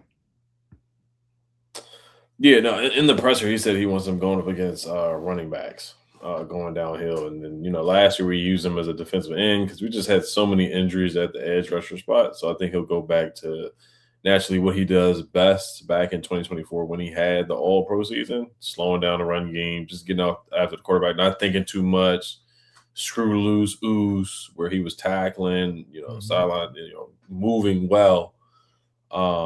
So I think he'll get back to that. But, yeah, he's going to have way less snaps, too, because Bobby played 100% of the snaps. Frankie was basically playing like 99.9% of the snaps. So it's not going to happen this time because we have a good rotation of guys now. So he'll be fresh. But I think, Durante will have him in a situation where he's just not thinking too much, getting downhill, getting after the quarterback and getting after the running back, and then third down is just getting after the quarterback for the most part. So that's where I see. But he's gonna get snapped. I don't see him getting traded, but I could see. Yeah, I doubt he gets traded. But no, he's gonna fit in. I think he's gonna have a bounce back season this year. CJ the Great, thank you for the super chat. Greatly appreciate you. Who writes, a bye week in week 5 is just tragic. I hate it. I second that. Yep. I second it. I'm right there with you. It's disgusting. Full Command Show. Thank you for the super chat. Greatly appreciate you. Shout out to Full Command. Excited to see the full schedule when it drops. Much love to all of y'all, man. Likewise, bro. Keep doing what you're doing over there too, man. It's my guy Grant, man. Hey, I see you popping off on the channel, man. Yeah, facts. I see it from afar too. I'm a lurker, bro. I see what you're doing over there, y'all man. Sub up my guy Grant, man, because he's pushing out fire over there, man. Yeah, I love it, man. Yeah, he's an elite follow on Twitter, YouTube, all of that, man. The film sessions, everything, stats. Shouts out Full Command Show every time. He followed up the other day on Twitter when I brought up the Cardi B mic'd up presented by Northwest Stadium. He was like, nah, but just wait till we win a Monday night football game. And they got the IG live singing Bodak Yellow in the locker room. I was like, hey, that's a movie right there, man. That's a movie. That's a movie. You see what we would be reduced to if Stefan is here, man? I'm telling you, man. It should be lit, though. It would change everything, man. We out here looking for Bodak Yellow IG lives after games and shit, man. Hey, that feel like 2024 vibes right there. I want to get back to that, bro. You got to get to the playoffs before that shit's cool. Like hey, I've seen it before. I've seen this team do the IG lives in losing seasons, bro. Like, remember after we beat the Eagles on Monday night and we was moving different in the locker room, like we was going somewhere. Hey, don't remind us of that bullshit, man. We were 7-win teams and we were celebrating on IG live after the game. Big shout out to Ronnie Bell, man. Thank you for the 50 spot. Hey, let's go. Big shout out to Ronnie Bell. Love guy Ronnie, man. Really appreciate you for the $50 donation, bro. He says, "Hey, everyone, I just arrived. When are we facing the Giants for our 5th victory against them? Later in the season, we'll aim to sweep them in one of their biggest games. This matchup is important for JD5. Looking forward to it." He's never lost to the Giants, and I don't plan on him losing to them this year either. He about to go on that Dak-like run versus the Giants, bro. He better be founding father of the New York Giants. Yeah, I'm with it. I want to treat him. I want him to treat them like Eli used to treat us. Oh my God. Eli owned us, bro. We could not beat Eli Manning to save our life, it felt like. He used to do things he didn't do versus anyone else. Nobody else. Them no-look shits that was picks against everybody else. Them shits was touchdowns against us. Saved his best work for the postseason in versus Washington. I don't know what we did to him. I don't know either. And that's what we trying to do to them. J-Dub Clap. Once again, man, wanted to say thank you for the super chat, Ronnie Bell, man. Looking forward to extending that win streak versus the Giants for sure. Got to. J-Dub Clap. Thank you for the super chat. Greatly appreciate you. Thank you for the dime. Who writes? Also, while I'm thinking about it, some of the quarterback battles that our team has: JD versus Caleb Williams, JD versus JB. Who's JB? Burrow. Okay, Joe Burrow part 2. Daniels versus Stroud, Daniels versus Stafford. Cinema will be happening. #HTTC. Hell yeah. It's some really good quarterback matchups for sure this year on the schedule, man. I'm looking forward to seeing some of these. Very good year to get his name back on the national good list, because now they out here talking about as a must improve it year for Jaden and all this. Definitely a good hunting list to go down. Yeah, I beat him. I'm better than him. So I'm excited too. Yeah. We got to reestablish order this year. That's what this season is all about. Dude, man. Reestablishing order. Revenge tour, man. Mr. Deacon, sir. Thank you for the super chat. Greatly appreciate you. Who writes? Shout out to Rio and Lil Rio for that website. Was using AI for my mock schedule, LOL. Also, y'all think it's going to be any surprise post June 1 /trades? We were kind of talking about that with the Lulu thing just now. Mm-hmm. Hey, that's true. No. I mean, I think there's a lot of people not safe that people think are safe. I think Luvu is a surprise. I think Diami is not as safe as is probably assumed. I think this may be the year we finally start to see us cutting some of the AP draft picks. I know they really try to avoid doing that, but some of these draft picks, especially for 2024, might not be safe as well. Jartavis and Ben Sinnott would be on my surprise possibilities to not be a part of this thing anymore. That would further Ed's agenda. Oh, Lawrence Cajun. Yeah. It's kind of like how you said with Kane Madrano earlier. I don't really consider him a football player. I don't really consider Ben Sinnott one yet either. Yeah, I can see that. At least he blocks though, but nobody cares to hear that when you draft a dude in the second round. Yeah. But at least he does that, man. Tries. He goes. Kane don't do nothing else. Like if you put special teams, Lou. Talk about Kane. He's special teams. That's what he does. He plays specials. Well, he's a 6th round pick. He should be doing that. So that's fine. The problem with Ben is he's a 2nd round pick. So that's where it gets really dicey. Boy, Ben Sinnott got about 5 more catches than me. Yeah. You, me, Rio, Rico, Ed, and us combined, he got 5 catches more than us. It's just disastrous, bro. That's a 2nd round pick. QJ Designs. Thank you for the super chat. Greatly appreciate you. Who writes thoughts on Stephon Diggs? That is the Rio Robinson department right there. I'm cool with it. They're not going to sign him, but I'm definitely down for it. I think we should at least bring him in for a visit and see what he's talking about, man. It kind of reminds me of when we got Deshaun Jackson and NJ.com was out here saying he's a gang member and he's a bad person. He's horrible. No team should want to touch him. And it worked out here, while he had more issues staying on the field than he did with doing shit off the field. I think the things that are attached to Stephon Diggs would not affect anything that takes place on Sundays, Mondays, Thursdays, or Saturdays here. So I'd be for it. The team's not going to do it though. They're boring. Andre 67 Poggers. Thank you for the super chat. Greatly appreciate you. Double up. Thank you for doubling up. Who writes? I like Yeezus a lot. Maybe I'm just young. Everything from Dropout to Donda, I'd say, is at least a 7-year. We not on the same wavelength. Again, I'm not the one to just. That's probably more of a Rio because I stopped after Yeezus. So he says Bully was okay. Go ahead. Donda had some Jones on there. He says Bully was okay, but he should retire. He had a great run. Like I said, man, the run that he had, and he was so unique and different when he first hit the, when he first hit the game, and he came in. I remember that first album when one of my favorite tracks is the last track. Last Call. That's my favorite Kanye song. Like when he's telling that story, I could listen to that shit all day. Right? Into the rock, it's a Rockefeller, bro. Raise your glass, raise your glass, raise your glasses to the sky and here's to the rock. Man, they just colored bins. I got Miracle Whips. He said, I push Miracle Whips. And I am. He told the story of. I love it. So I let it play every time. Oh, for sure. Like let it play. Like how they say Drake was the master of the opening track. Like Tuscan Leather might be the greatest opening track we've ever heard in our lives, right? That shit is magical. That shit's ethereal, bro. Like that's how I feel about Last Call in terms of final tracks to end an album. Yeah.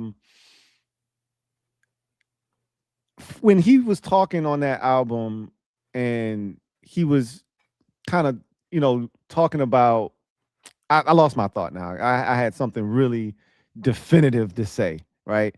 At the end of the day, he was different. Oh, when he was talking about when he was coming up with his marketing schemes and everything. All that shit was so different, right? The backpack and the bear and all of that shit, the polos and all that shit was so different. Like people used to think he was gay because it was so different. It was so metrosexual. It was metrosexual shit. Like people thought he was so different that something got to be off with him. He made it cool to just be like be yourself. Yeah. Be yourself. You don't got to try to be hard wearing a jersey. None of that everybody was on some hard shit. He was not on none of that. He won't know none of that. I'm making bangers and I can rap. Like And I remember in that same song, he was like, they was dick riding. They wanted some Jay-Z shit. Like, give me some shit that sound like Jay-Z, right? Like, that's how it was. His sound was so like, it's so refreshing because it was that old sound. You know what I'm saying? It was that he would take a sample and he would either slow it down or he would speed it up. He would take, like he talked about with the Dre joint there. I had, I was the Jay-Z joint on the La Rock Familiar. He was like, and that's my favorite song on that album, right? This Can't Be Life. He was like, I really wanted to get that joint to DMX, but Jay-Z, he's like, I mean, what was I supposed to say? I'm like, that shit tight. Like, I'm on the train. Like, what am I supposed to say? You know what I mean? Like, but he took the drums off of the Dre 2001, the Chronic joint, and he put the drums on that Harold Melvin sample, right? And he's like that was my style. Like, he was just different.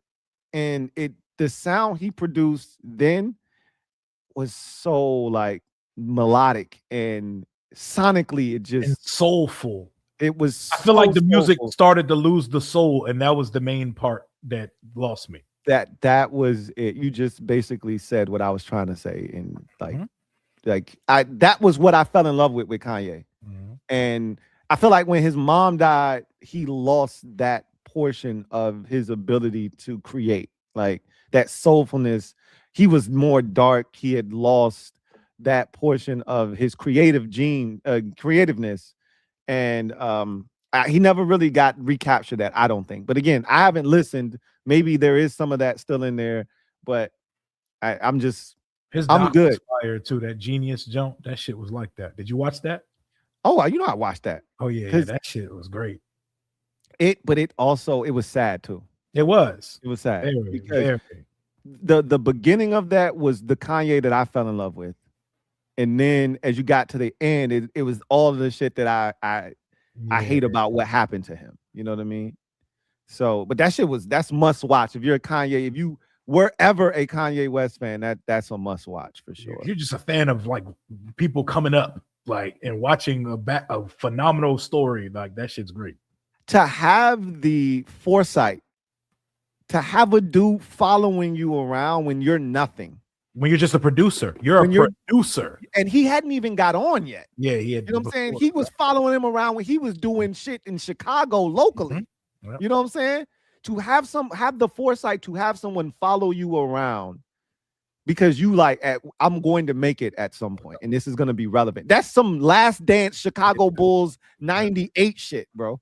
That's crazy. It's crazy, bro. It's even more different than that because the Bulls at least had the other part of the 90s of dominance. Like he was just off vibes. Like, nah, man, I'm gonna be great. Like, but that's Kanye's ego, though, right? Like, I'm gonna be great, bro. You know what I'm saying? But you're not wrong. Like, you're absolutely spot on. Like, they had a reason to do that. He had no reason to be that confident that he was gonna pop at any point. But that was just the beauty of Kanye. Like, you couldn't tell him he wasn't gonna be the man. Magic Red, thank you for the super chat. Greatly appreciate you. Magic Red writes, we gonna let it play out, but if Ayuk on the squad and we see San Fran in the playoffs, get your popcorn ready. We ain't even gotta wait for that. Let's see him in the regular season. See them boys in the regular season, especially if it's not early and it's late like we predicted to be. Mm-hmm. Oh, that's cinema right there. Do y'all still have like, do y'all have more beef for Ben Johnson after last year or not really? I rock with Ben Johnson. Yeah, I don't have any beef with It's him. just the fans that just be on us. Like, I feel like we ignore them and they just care so much about what we do. That's it. Yeah, I rock with Caleb and Ben Johnson. Yeah, that's more their fan base. I had a true beef with Ben Johnson when he was in Detroit, though. Like, I needed that divisional round. Oh no, I needed that too because my heart hurt. My heart hurt. Needed that shit. Like, I had to get over that. This should have been our head coach. That's who I wanted to be the head coach. Yeah. So. Yeah, I agree. On the Lions, it was Ben Johnson, but since he's been on the Bears, I don't really. I don't got no smoke. I like watching how he operates, bro. It's beautiful to watch the way he calls offense in this league, bro. I still don't think Caleb's out of the woods yet. There, like, I really think he could snap on him this year. Like, he's crazy for real. Like Ben Johnson. No. He's the exact type of crazy. He's crazy for real. Like, if Caleb has a stretch where he's struggling and missing open receivers, he's gonna go smooth in that joint. He might not look back. There's still a chance, bro. Like, he can snap off on him on the sidelines. Like, that's a team that I'm gonna keep a close watchful eye on this year because their season last year was us in 24, and I think they could be the 25 version of us this upcoming season. And if that happens and he doesn't get hurt and he's just not playing well, it could get ugly over there. Oh, it could get spooky. I don't have the same reason to root for Caleb Williams like y'all do. So I mean, I don't hate him though. He's just there. Mm-hmm. I fuck with him, but I also know that he can't hit layups. He can only pull from 30. And at some point, Johnson is gonna explode, like Lou said, because that's big Asperger's, like I call him, bro. He's gonna say some crazy shit. Yeah, he's gonna say some wild shit. He cares about consistency more than anything else, bro. Yeah, he will do just like Jay Gruden did with RG. He will go right up to that podium and tell you exactly how he feels if Caleb start wilding for a month. Yeah, it's just a quarterback, man. You know, we can't have that. we can't have that. We have a standard here, and that's not it. Yeah, he'll hit you with one of those quick. Ed, we got 4 more, bro. You fighting a hell of a fight over there, Ed. We got 4 more left, brother. Home stretch. He was fighting for. Ed was fighting for his life. Hey, man, we would have been there, but people got me and Lou going with music. Yeah, I'm sorry too. I apologize. Hey, Mike reinvigorated me, man. Hey, Music Head University is definitely about to be back in the next week or so, bro. I love talking music too. I am absolutely been invigorated by Mike. I love a super chat about music, bro, because I love to talk about shit. I do too. If someone brings up a game, a show, a movie, music, that I will go for days about that shit. Come on, I don't have movies or shows, but music, I got y'all, bro. Music and sports football in particular are my two jams, bro. Like I can sit here and talk to you about that shit all day. Music, fragrances, gaming, and anime would be like a distant third, fourth, I guess. But music, gaming, and fragrances all day. Yeah, like, look, man, just get this shit over with. Y'all talking about none of this shit. I don't care what y'all talking about. McAllister, thank you for the super chat. Greatly appreciate you. Double up. McAllister writes, watch Alex Sarr this season. He took less threes and did work in the paint. So he did lower. He shot because I saw the super chat earlier. His rookie year he took 5 threes a game. This year he took 3 threes a game. Now the thing is, he barely played the second half. He was on a minutes restriction or something. Like when they were tanking hard, he barely played. Like he played like 15 minutes a game. But no, he did get stronger. I thought he definitely improved with physicality and finishing around the rim, above the rim. But I do think he improved in that aspect. I think he definitely did a good job of that. But yeah, no, he likes to shoot threes. But yeah, of course, we would prefer him to go into the paint more. But that is a part of his game because he's a modern day big man. But yes, McAllister, he did mix it up in the paint. Does he have a midi? Or is he just at the basket or a three guy? He has a mid range game, like a face up, turn around, face up, knock it down, turn around jumper. So he has in his arsenal. Is he consistent with it? What did he shoot from the field? Do you know? What did he shoot from the field? I just had it up. He had a rough patch, like when they were tanking, but he shot 48% from the field, which is that's not bad. That's not bad. Yeah, 39% his rookie year, which was great. That's terrible. That's terrible. That's terrible. And 48 is not bad. That's not bad at all. I was thinking a lot lower than that, so that's actually a little bit encouraging for me. What did he shoot from deep? He shot 33%. Yeah. On how many attempts? 3 this year, and then he shot 5 threes per game his rookie year. Wowzers. Okay. Yeah, I need him to either improve that or take less threes. You got to pick one. Captain Obvious, thank you for the super chat. Greatly appreciate you. Captain Obvious writes, when we win the Super Bowl, what Redskins Commanders gear are you wearing to work the following month? Y'all gonna see the shit because I'm gonna have it on. This is the thing. I'm buying everything. You got me. God. Oh yeah. That as soon as you win, they have the commercial. Your Washington Commanders just won the Super Bowl, and they got all this merchandise. I'm getting the Blu-ray of the season, like all that shit. Hey, bro, I'm buying everything. They got all of the bro. above. All of the above, got man. me. Put all that shit in the cart. You got me, bro. Give me the long sleeve. Give me the t-shirt. Give me the hoodie. Give me the hat. Give me the alternate hat. Give me all of it, bro. Give me all the of little them banner, Super Bowl championships. all of that shit. Bro. All of it. I need all of it, bro. You know, and they'll probably do like one of those midnight drops at like Dick's Sporting Goods where you could be the first to get the gear. I don't even care that I just ordered shit on NFL.com. Yeah. I'm up at Dick's Sporting Goods with it, bro. I'm in line waiting for it, bro. Just throw it in the bag. Yeah. Yeah. Hell yeah. Dijon, thank you for the super chat. Greatly appreciate you. Who writes, Lou and Rio, can you give me a modern player comp to prime Fred Smoot? I'm not aware on how good he was for us, LOL. Ed, your whiz got lucky. Flag is better. I know who mine is. For prime Fred Smoot. I think he was what we drafted Emmanuel Forbes to be. A thief. Yeah. But Fred was way more fluid than he was. He was way more fluid. He's small as shit, though. Yeah. He was like 170, and he was a thief. He had the ball production that Forbes had in college, but in the league, he was more fluid. But I think that's what I'm saying. I think he was what we drafted Forbes to be, but never became in the NFL.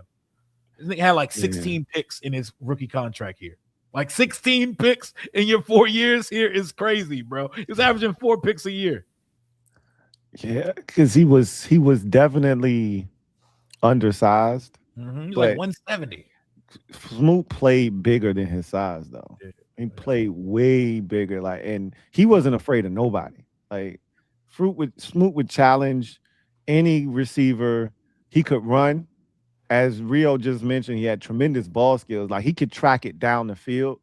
I'm trying to think of somebody like with a similar. We ain't never seen no consistent size. ball production like Smoot when he came in his rookie contract. It was like 5, 4, 4, 4, 3. Like he was catching. Champ right out of the gate was nasty like that. Yeah. And then D Hall was the other guy, but D Hall wasn't homegrown product, right? Smoot was, Champ Bailey was. I'm trying to think of a corner that's got that kind of a build. It's hard for me to think of somebody with that build, but that's why the only person I could think of was like Forbes, but like he never became what Smoot actually was. Yeah. I think that's what they imagined he would be like in the league, though. Yeah. Like, if he translates. That's a good question. I would have to think and really think because I love comps. I love a good comp. I can't think of one off the top of my. I'm trying to rack my brain right now. But if you gave me time, I can come up with a really good comp for him. That is tough. You could kind of relate him to, but just know Fred Smoot was a really good player, especially early in his career. Not the 2.0 version that we got 27 when he came back. Well, height and weight wise, he's literally Mansur Delane, 5'11", 190. Is that what they had? I don't even know if he was 190. I think he came in the league like 170. Yeah, you probably got to go back to. Eventually. You got to go check his combine. I feel like he came in the league like barely 170. Yeah, I would say like one. He was little. He was really little. Yeah, he was really little. I'm gonna say 170. I see 76. I see 176 somewhere. I see 185 somewhere. Yeah, 176 is where I would say I think he came in the league. Was less than 180 for sure. Yeah. And ball production wise, he was moving like prime D Hall. Like he was attacking the football for sure, bro. Yeah. Would you have rather had? Let me ask y'all this: you rather have AJ DeBancia or Cooper Flag?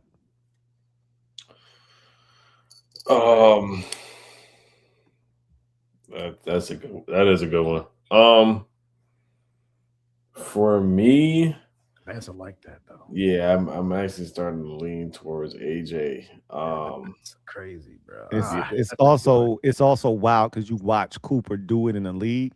And Cooper did it in the league. Like, that dude hit 50 multiple times in his rookie season. Like his good during his rookie year was like extravagant. Like that's why I don't even feel like a fair question because it's I've already tough because you've seen it and he's capable of being a superstar in this league. Whereas AJ, you're projecting and you're hoping he can come in and be a superstar. You saw Cooper do it.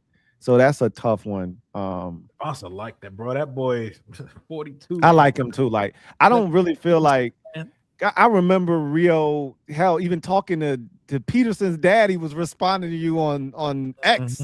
When he was like, yo, Darren Peterson's really good at basketball. We need to get him. Rio done a complete 180. Like, no, it's not a 180. I love Darren Peterson, but I think Devonta's the clear number one pick in this draft. He is absolutely the clear number one. And I really like Darren. I think he's going to be a superstar in the NBA. So with that said, are you willing to trade back? No, there's no trade back. All this trade back Utah shit is nonsense. Yeah, so we got lucky. You finally got lucky. You don't trade the pick when you. He wasn't happy at the draft lottery. No, I don't care. Hey, Jaden wanted to play for the Raiders. I don't give a shit about that. Yeah. Ace Bailey didn't want to play for the Jazz, but he stayed on the Jazz. He played well. Yeah. Ace Bailey wanted to come here. That's why people were saying to trade back for Ace Bailey and get Darren Peterson, which actually wouldn't be a terrible haul if you get Darren Peterson and Ace Bailey. That's not the worst thing in the world. And you're gonna still get picks probably too. Yeah, that's actually a pretty good haul, but I would just stick and pick. Cool. You tanked hard for that first pick. So, yeah. He's the clear cut number one. The guy put up 40 and 10. Like he put up 40 and like went 10 for 10 from the free throw line one game. He had 33, 10 and 10. He had a triple double with 33 points. He led the league. He led the NCAA in scoring, 25.5 points. My favorite thing about Devonta is he controls his pace so well. Like he could play at any speed he needs to go, like to switch it up. Like his stop and go, like his game is so fluid, man. His game, if he needs to change if he needs to slow it up, he could do it. If he needs to go full tilt, the athleticism, man, it's easy. It's an easy pick for me at number 1. Yeah, the explosiveness, the athleticism, where he can dunk on you, like alley-oops, all that. Then there's no RAS score in the NBA combine. But he had a 42-inch vert. Like his wingspan is insane. Like his measurables, everything that came out yesterday. Like he's 6'9" with a 42-inch vertical. Yeah, and like a 7 foot something change standing, like a 8 foot something. I think it was standing reach. Yeah, no, love the athletic arrogance too. I love it. There's games where he played 40 minutes in a game, where he played the whole game. Games where Darren Peterson couldn't finish games. He missed a lot of games too. He blamed it on the cramping from the creatine or whatever. But and did y'all hear how I think it's the owner of the Jazz was the one that got him to go to BYU. So he clearly wants. He's invested in him, and that's why so many people are like, "Hey, you can get a haul for him." There, the owner for the Jazz would basically do anything to try to get this man. Again, if I'm the Wizards, I don't care about any of that. I wouldn't care about none of that shit. I don't care about none of that. Ronnie Bell, thank you for the super chat. Greatly appreciate you. Double up. Thank you for doubling up. Thank you for the dime. All right. It's my B-Day tomorrow. I'm assuming tomorrow is today. Happy birthday, Ronnie. Let's go. My God. Yes, sir. Happy birthday. Yeah. Happy birthday. Yes, sir. All right. So he sent this at 12:04. So maybe it's tomorrow. It's tomorrow. It's actually tomorrow. Yeah. Depending if he's on the East Coast or not. I'm assuming he's on the East Coast. So I'm going to say that he actually is tomorrow on the 14th. Shout out to you, man. Happy born day to you, man. Early. Yes, sir. Yes, sir. That's a blessing to turn 46, bro. You look great. I hope to look as good as you at 46, man. He says, need us to win the East for my birthday wish. A lot of people are out here trying to win, for their birthday. I'm with it. Hopefully y'all are granted that wish, because we need it this year, man. I don't want to just I'm being greedy right now because I just want to enter the postseason, but I really feel like it's our turn to win the division. It is. I really feel like it's our turn now. It is, bro, and we clinching that hole wearing the white on whites, week 18 versus the Dallas Cowboys, bro. Come on, man. I'm manifesting it. I would love to have already, just like in 2024, I would love to already have clinched our playoff berth and all that shit before the Dallas game. That shit was lit. I know. Yeah, you're right. I want that. You're right. I would really like to not have to rely on beating Dak Prescott and the Cowboys, assuming Dak is healthy, of course. But if that's what it comes down to, I'm with it. You know what I mean? I'm with it. But I would really like us to not have to. We're due for it, bro. Because the only reason we didn't win it in 2024 is because Jaden cracked his ribs and we was tripping for 3 weeks. Facts. I forgot all about that because we still won 12. How many games did the Eagles win and win the division that year? Was it 14-3? Yeah, I don't know if we would have been. I don't know if we'd have been 14. I don't know. We was moving different, bro. If he didn't crack them ribs, bro, we don't slide and lose them 3 games in a row, bro. Because we still should have beat the Steelers and we still should have beat the Cowboys. Yeah. So we didn't get. We still would have lost to the Eagles. Yeah, we would have lost to them. But the way that we played that night, I don't think Jaden plays like shit if he wasn't hurt. Like he was hurt and Fangio was dialing that shit up. Yeah. No, you're not wrong. I don't know. He was doing some bullshit all night that night. We had a shot. Yeah, you're not wrong, boy. The Cowboys and Steelers games, we could have won them joints, bro. Ertz decided to Kaepernick before the first down mark. And he'll never let that shit go. And he'll never let that I'm excited for T, man. And our kicker missed an extra point. So there's your 14-3 right there. Do you hear that? We could have been 14-3. Did you hear that, man? What? Oh my God. I need that back in our lives again. We deserve that. I do too. 14-3. You hear that? You are Steelers, debacle and a missed extra point. We played like shit that game. To even beat in that game against Dallas, are you kidding me? Yeah. We should. First of all, that was Cooper Rush, though. We shouldn't have even been in that position. We shouldn't have, but we managed to still lightning in a bottle our way into. We would have probably won that game in overtime. There's no doubt in our minds we would have won that game in overtime. It's because they weren't supposed to be there, and then they were in shock by what we had just done to them. That shit changed Austin Seibert's career. What career? And I'm saying, like, it changed his work path. Yeah, he's done. He's cooked. He's at a hedge fund or some shit. Yeah, no, he's cooked now. He had a shot to actually be an NFL kicker, and he threw that shit away. Staffy, thank you for the super chat. Greatly appreciate you. Who writes, Rio still has Jason Wright in his intro video. When you gonna take that down? It pains me every time I see his face. Make the change for your fans. It don't pain me. I had a team president on my YouTube channel when I was still learning the ropes of this shit. He gonna stay in that intro until all eternity, because not many people can say they interviewed their team's president on their channel. So you're gonna have to get over that, my partner. Because it don't pain me at all. Shout out to Jason Wright. Cool. That was my guy. Shout out to Jason Wright, man. I completely agree. Pull up. There was a black team president. I don't care what y'all say to me. My president, my Lambo is blue. My Ram saying too. The way we was acting when that dropped, bro. When Obama got elected, we was wild. We was on some bullshit, bro, for no reason. It was the Boondocks in real life, bro. Yeah. Oh man, yeah, that was a milestone episode for me, man. Oh man. Andre 67 Poggers, thank you for the super chat. Greatly appreciate you. Who writes, we getting a Kanye music head? You? Yeah, of course. I got so many like episodes like mapped out on. I just gotta execute, bro. There's so many things. One super. Right before the last one, Tom Little. It doesn't have a message with it. It just says the super chat for $4.99. It's right over the message you just read. And after that's not showing up on my monitor. Okay, well, Tom Little, $31.79. Appreciate you for the $4.99. Let me go to the live comments. Hold on. I see it. Yeah, well, you just go ahead and read that then, because I can't. It didn't come with a message chat. It's just a $4.99 super chat donation. So shout out to Tom Little, $31.79. All right, big shout out to Tom, man. Yeah. So big shout out to Andre 67 Poggers, man.